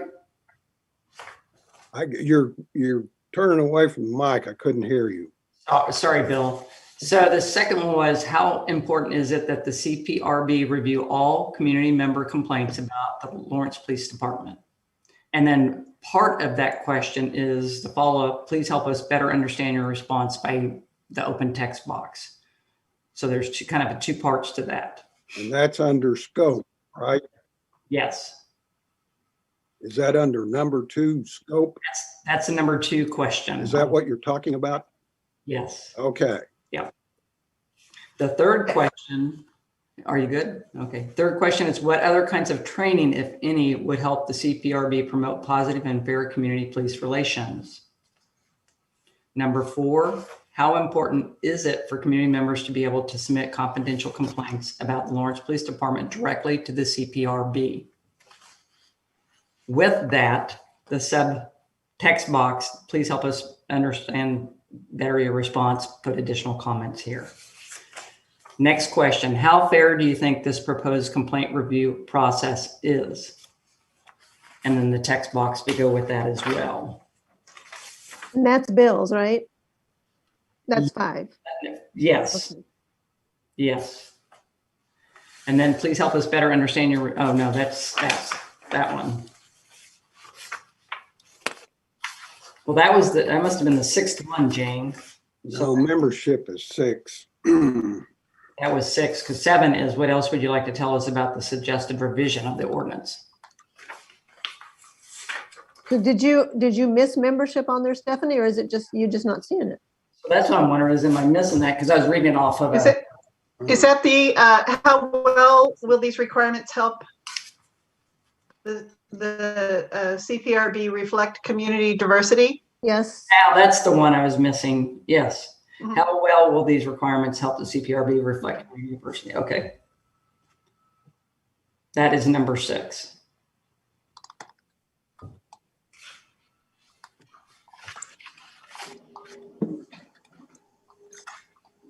And that would be mine. Right. Mhm. So Bill, yours must be the, how important is it for the community members to be able to submit confidential complaints? No. No? No idea How what fair this- do you think this proposed complaint review process is? That's Bill. Oh my gosh, I'm getting now confused on That's it. okay. Oh, Okay, gosh. so I have the thing open. is everyone good then? Are we good? Bill, you good?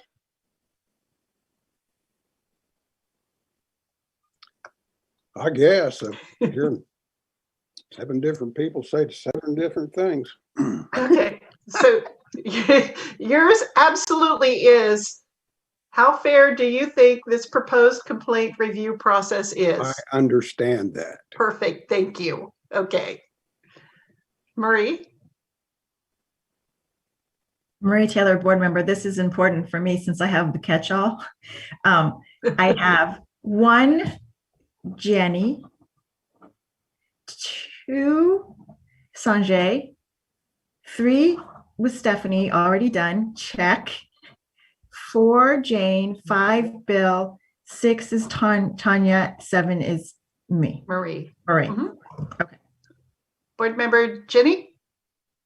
Board Member Robinson, is there any way, since I know we can't email each other, Brandon, are you able to email that list out, or we can just read through it one more time and each write it down? 'Cause we'll all be emailing each other with little extras we find. Yes. Assistant City Manager Brandon McGuire, I will email it. Our assignments. Yes. Marie, can you repeat that one more time, please? Marie Taylor, board member. 1, Jenny, 2, Sanjay, 3, Stephanie, 4, Jane, 5, Bill, 6, Tanya, 7, Marie. Thank you.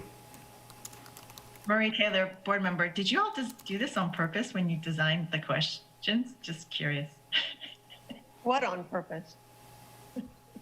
Make sure there were 7 for each one of us. No, but it sure was fortuitous, wasn't it? Absolutely. Okay, are we ready to move on? Marie? We have a member of the public here. Oh, yes. And I don't thank know you. if he has wanted to speak on any of the other items or this one, so we should remember that. Absolutely, thank you. I even have it written down, and I was going to do that. So I'd like to recognize Alex at this time. Hi. Hello, I'm Alex Kerr. For the last few months, I have been commenting on the CPRB ordinance to help amend the CPRB and the scope and process. Specifically, this board wanted the community's help to improve their work for the greater Lawrence community. They also developed a survey to collect public feedback on this ordinance. I attempted to make sure that everyone I knew did this survey, and I promised them that I'd make this comment tonight. I distributed 60 of these papers, and these papers tell the reasons why it's important to do this or take this survey and how to do it. We got, I believe, 34 people who did it. I do not think we're currently out 100% on this ordinance. My reasoning is that this board still to get to the city commission, and also whenever that does happen, I'm 110% support that. But I also think that we really, really, really need to focus on the feedback that we have received, because this is a lot of feedback and it's very important feedback. So I asked this board to keep on working to make Lawrence a better place. So don't give up on this, because if I'm not finished with this, this board it ain't finished with this. We have done a lot, but again, we're not done.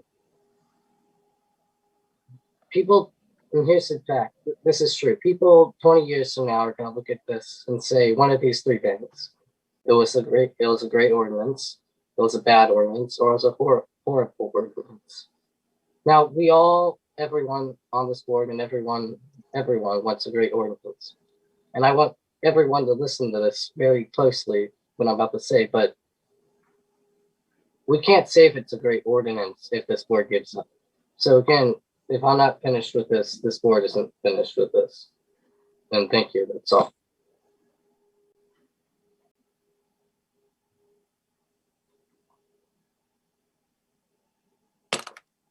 Okay, thank you, Alex, for your feedback, and thanks for the work that you helped out and getting so much feedback on the survey.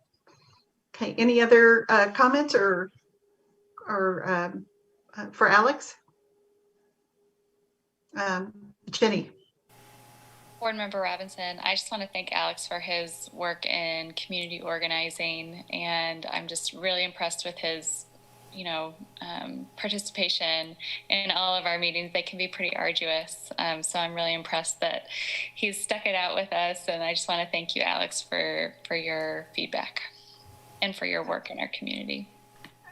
Absolutely. Thank you, Jenny. Stephanie? Yeah, this board member, Stephanie Littleton, I want to concur with Jenny. For Alex's stick-to-itiveness, he sits through our long, arduous meetings, and he really listens, and he's getting, he's activated in all of this. I really appreciate it. So bottom line, appreciate all of his, his time in this and attention. Absolutely. Thank you, Stephanie. Jane? I'm Jane Gibson, board member. Well, as long as we're thanking community members, I guess I'd like also to thank Stephen Watts for his continued input to our work, and the letter from Cynthia Courtney that we mentioned earlier but didn't really respond to. She asked a question on there about whether or not we can know how many people are listening asynchronously to our meeting, and I wanted to answer that question since she asked it, and I think that Brandon is better equipped to do it, but I'm pretty sure we don't know how many people listen asynchronously to the meetings. But I really appreciated that she spent a lot of time developing her answer to us, and that she was willing to give us a lot of feedback on the work that we're doing and the work that we're hoping to do in the future. Absolutely. Thank you, Jane. Board member Stephanie?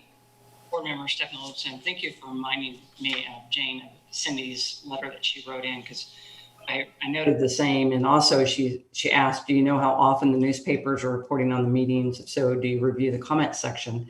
I can't really specify, but I know I read all of them. I do too. Comments. Yeah, I do too. online and in the paper, lots of different articles that are covering all of these. So thank you. You put so much into this, and we really appreciate it because it's very in-depth. Brandon, would you have a response to Jane's inquiry about how many folks are, or if you have access to see how many folks might be tuning in? Assistant City Manager Brandon McGuire, at least for the city's YouTube channel, you can see for yourself how many people are viewing it live. You can go on there right now and see, as well as how many people view it over time. And so, you know, as people watch it days from now or weeks from now or months from now, then that number of views will accumulate over time. I'm not exactly sure about the SoundCloud podcast, but I would imagine there's probably some sort of similar metric. Okay. All right, very good, thank you. Does that answer Jane? Yeah. So, And I think that answers Ms. Courtney's question. yes. Yes, I think it does. Thank you so much. Thank you, Brandon. Yes, and I checked just a little bit ago, actually. I kind of have a habit of checking that YouTube channel just to see how many people's tuning in, and at the time there were 5 people viewing the meeting. Okay. Very good, thank you. Any other comments or questions? And I think we're ready to move on to the next agenda item.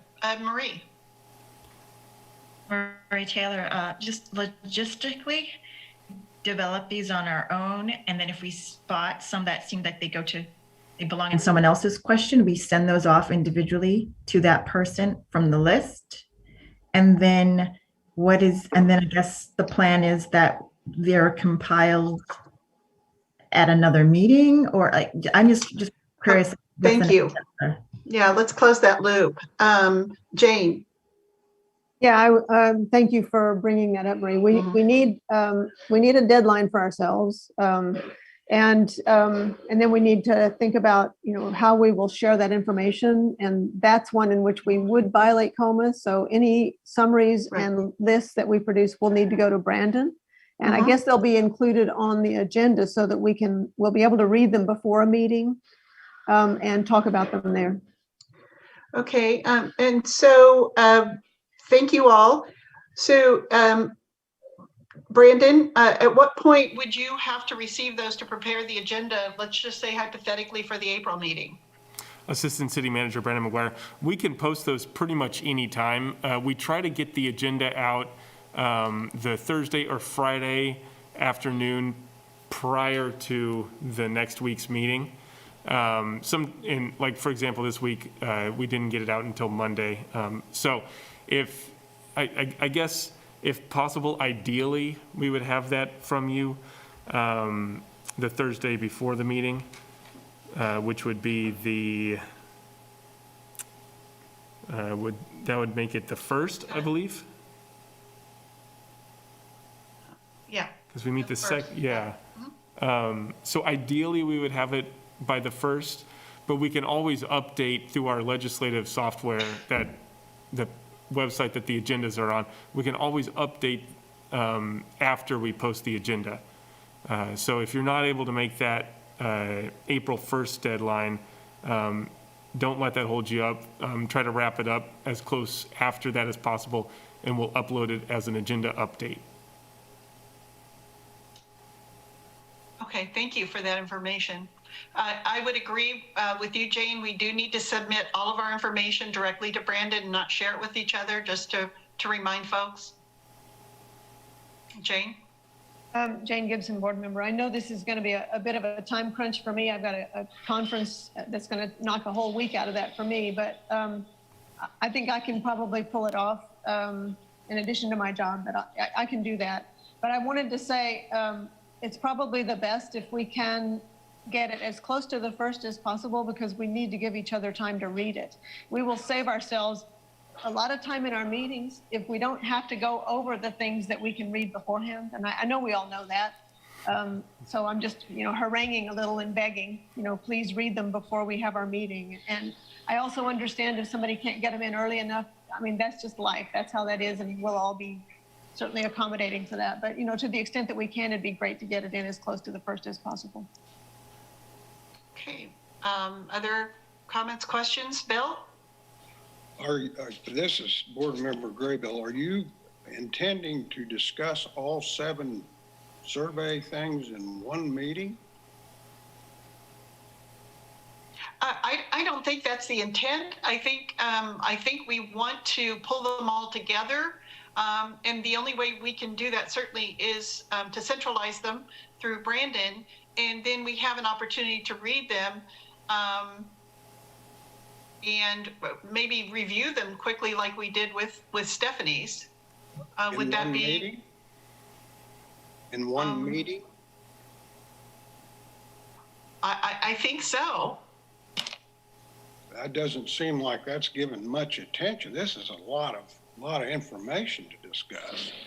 Okay. I mean, maybe I'm wrong. Maybe we can get through it in 2 hours. Okay. Board Member Murray? Marie Taylor, board member, I'm agreeing with Bill. Maybe we should have a special meeting in between that just that breaks this up into two halves, because I'm sure then after that there's the next discussion, which is what changes we should make to the draft. All those in. Mm-hmm. So between those two conversations, and to not push it out for another month, we could have a special meeting. That would be my suggestion.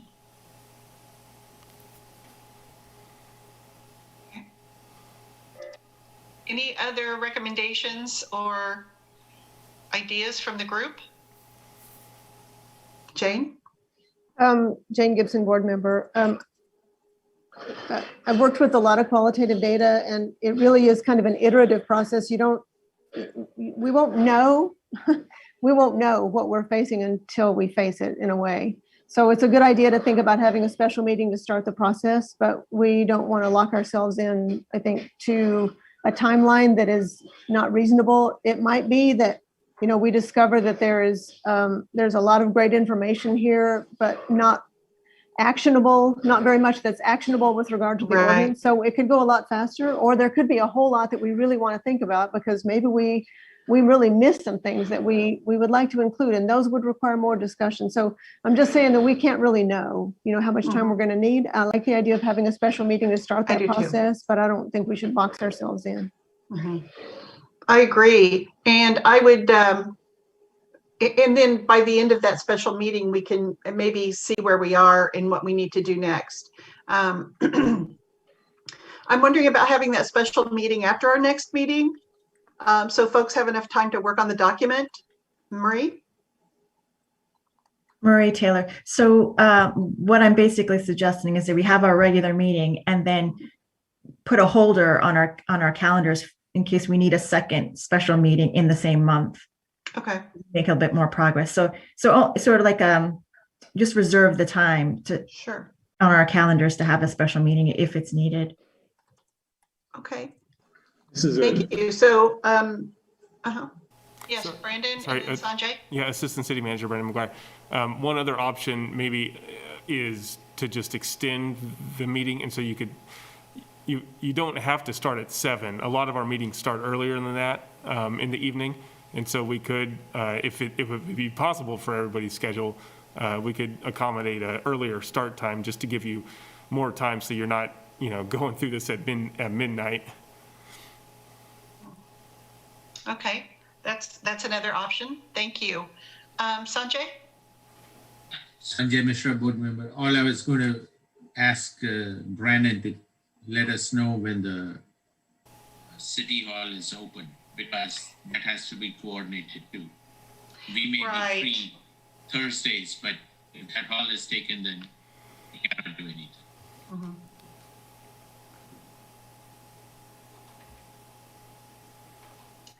And quite possibly it would be nice if following our next meeting, which is on the 8th, if we could have it the following week. What are your thoughts on that?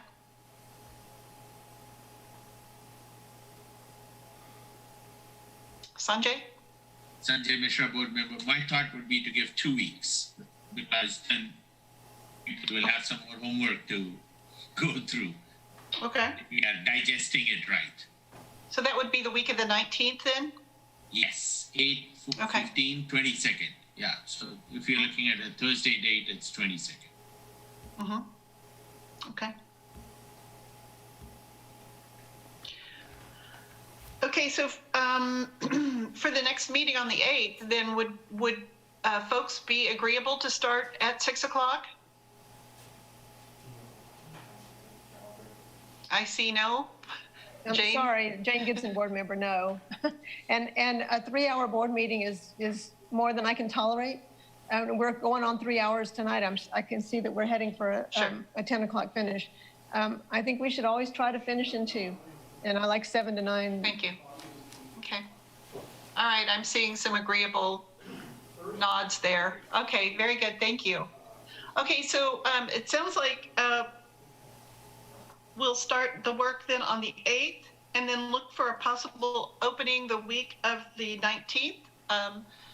We'd prefer the 22nd. Brandon, would you have time to check that for us?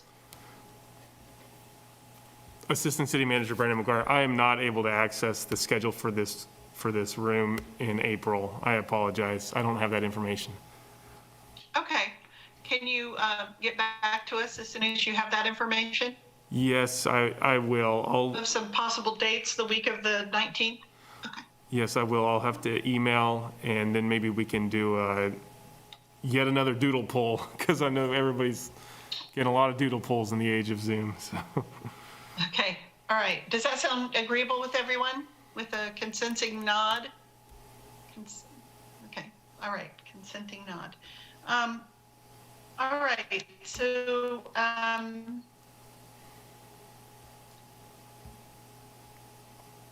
did that close the loop then for everyone? Penny?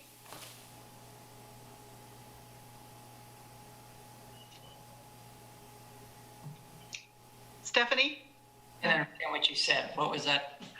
I'm sorry. Did that close the loop okay on wrapping up number 2 logistically, and so we can move on to number 3? Jane?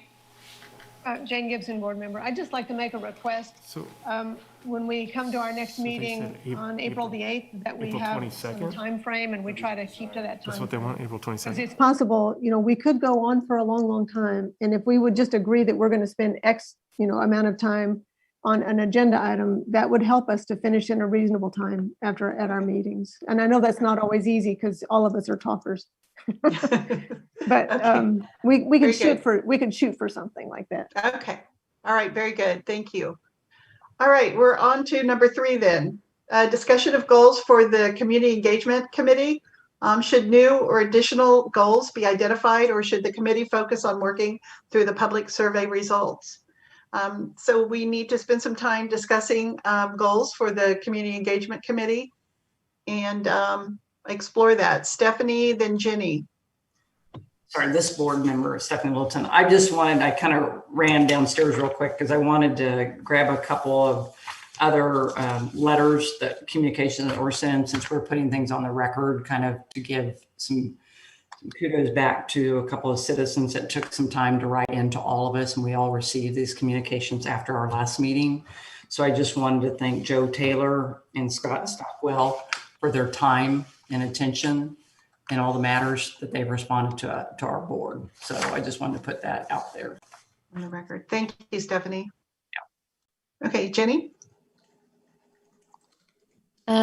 This may, board member Robinson, this may just be my opinion, but it seems like we've got a good amount of work to do before our next meeting, and it seems like it might be potentially unwise to create additional goals for the subcommittee at this moment. Okay, I agree. I think we've got some work to do, and we really need to flesh out that work to work on the ordinance, as well as kind of gauge where the consultants are and what kind of feedback we might need to learn about. Stephanie. This board member, Stephanie Littleton, can possibly with your subcommittee for public engagement or community engagement, can we just maybe filter some of the information back on the website back through your committee, since we've put that out there to the city staff? maybe and put that back in your hands. Maria Taylor, board member, do you mean just for our committee to meet with the city staff to go over the website to kind of, so that that's not taking up time in a meeting, in a board meeting? Yeah. Okay. Thank you. I think that's what, is that correct? That's, Yeah, that was my thought. okay. And that action item that I had from number 1. Yes. Under C. Got it. I think I understand. Is that, Jenny, how does that sound to you? I could organize a meeting. Board Member Robinson, is this something that we can have a look at the changes that the city and staff make and provide feedback maybe at a later meeting? So I feel like we've given them a lot of good information today, and then we can kind of go from there. That's kind of the feeling I got from Brandon, is that let them make some changes and then we can provide feedback potentially. Is that right? Am I remembering that correctly, Brandon?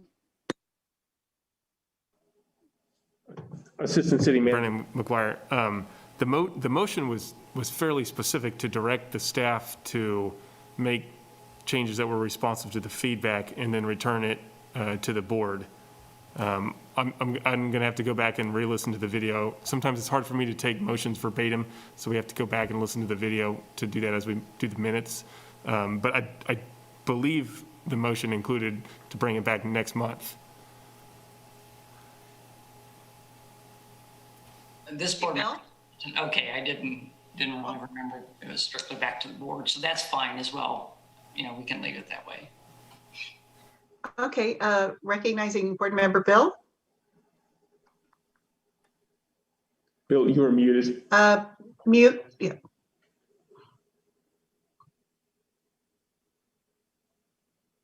This is Board Member Graybill. What's the difference between the committee setting new goals or identifying new goals, and or should they focus on working through the public survey results? Isn't that doing the same thing that we just got through hashing out, or not? I mean, where's the difference between those two things?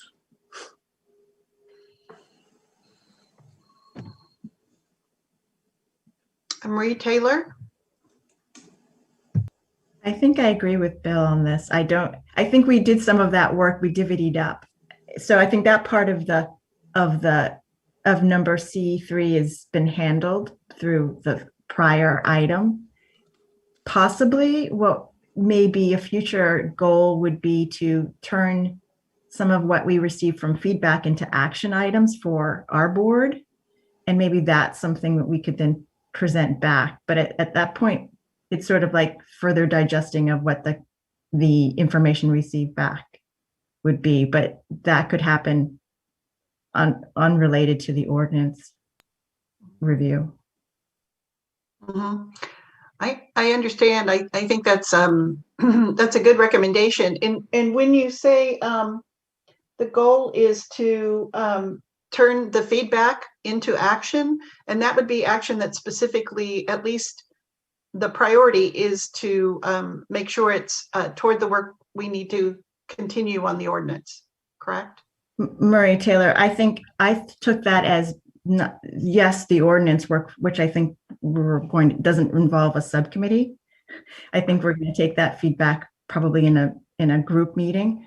I was thinking perhaps the item meant that we would have some of the self-directed action items we would have as a board, some goals we have to say, offer policy recommendations, to some of the items that were suggested, some of the training to start to distill some of that kind of information we're getting back from the surveys, then to take those into action items for the board to have a plan for. Perfect. Okay. Thank you for the clarification on that. Right. Mm-hmm. So beyond just reviewing the ordinance, potentially, I mean, I think that to kind of glean some of that kind of direction we could take. Okay, very good. Thank you. Board Member Bill? This is Board Member Grable. I don't recall the specific. There apparently was a motion and passed on this item. I don't remember what it was. But my question is, working through the public survey results, isn't that what we just hashed out that we have to, each member has to do? And if they're the same thing, why are we changing it at this point in time? Well, I mean, why are we changing the first motion that apparently was passed? Marie? Board Member Marie Taylor. So I don't know who put the item C3 on the agenda. Neither do I. I'm sure it was more of a placeholder to come to some kind of resolution about how we would handle the results. And we decided to handle it under 2. So in my, Absolutely. I think that either C3 is moot at this point, or we could take that as an opportunity to table it for another meeting after we've gone through the survey to figure out if there's any additional goals needed for the subcommittee to work on. Okay, it says Stephanie, your hand was up, and then Bill. This board member, Stephanie Wilson, not to complicate it all, but I think Tanya, when we worked on the agenda with Brandon, right, was really pretty much a placeholder for the subcommittee. We didn't really have a particular in mind. And I thought that maybe you were all going to meet before we had this meeting. But that was really a placeholder, if you will. So. Yeah. Okay, so Bill? This Board Member Grable, in lieu of Board Member Taylor's suggestion, I move we table this item. Okay, there's a motion on the table to take on the floor to table this item. Is there a second? Jane? Jane Gibson, Board Member second. Okay, any discussion? Okay, all those in favor with a yay, all those opposed with a nay. Board Member Sanjay? Board Member Sanjay Mishra, yes. Stephanie? Yes. Jenny? Board Member Robinson, yes. Marie? Marie Taylor, Board Member, yes. Jane? Board Member Gibson, yes. Bill? Board Member Grable, yay. Chair Salvini, yay. And that's 7 votes, passed unanimously. Our next meeting is April 8th. And thank you for putting the future dates on at this point. Brandon, is there another motion? Jane? Board Member Jane Gibson, do we not usually have something called new business or old business at the end that we can pick up from the past? I don't see it on the agenda, but I'd like to ask, I don't see Randy or Tony here, so maybe they're not here. But I'd like to ask, at least if they're not here tonight, for an update at the next meeting on the analysis that we asked them to provide to us that would identify weaknesses or oversights or contradictions or conflicts or other problems in the ordinance. So could we put that on the next agenda if they're not here? And it's too late to ask them to do it tonight anyway, but could we put that on the next agenda, please? Do we need an update on that? Yeah. In a consensus building effort, is everyone agreeable to that? Okay, very good. Thank you, Jane.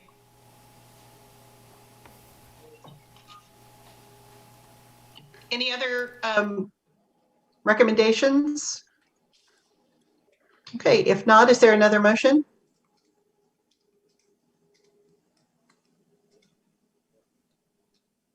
Bill? This Board Member Grable, I move we adjourn. There's a move to adjourn. Second? Sanjay? Okay, all those in favor, yay. All those opposed, nay. Sanjay? Yay. Everybody? Yay. I think it's unanimous. Yay. Let's okay. Yes. Yay. Everyone's yay. All right. Thank you, Tanya. Thank you all very much. Thank you, Brandon. Thanks, everybody. Thank you. 7. Thank you all very much. Stephanie, thanks for the great work, all of you. Looking forward to our next meeting. Okay, bye-bye.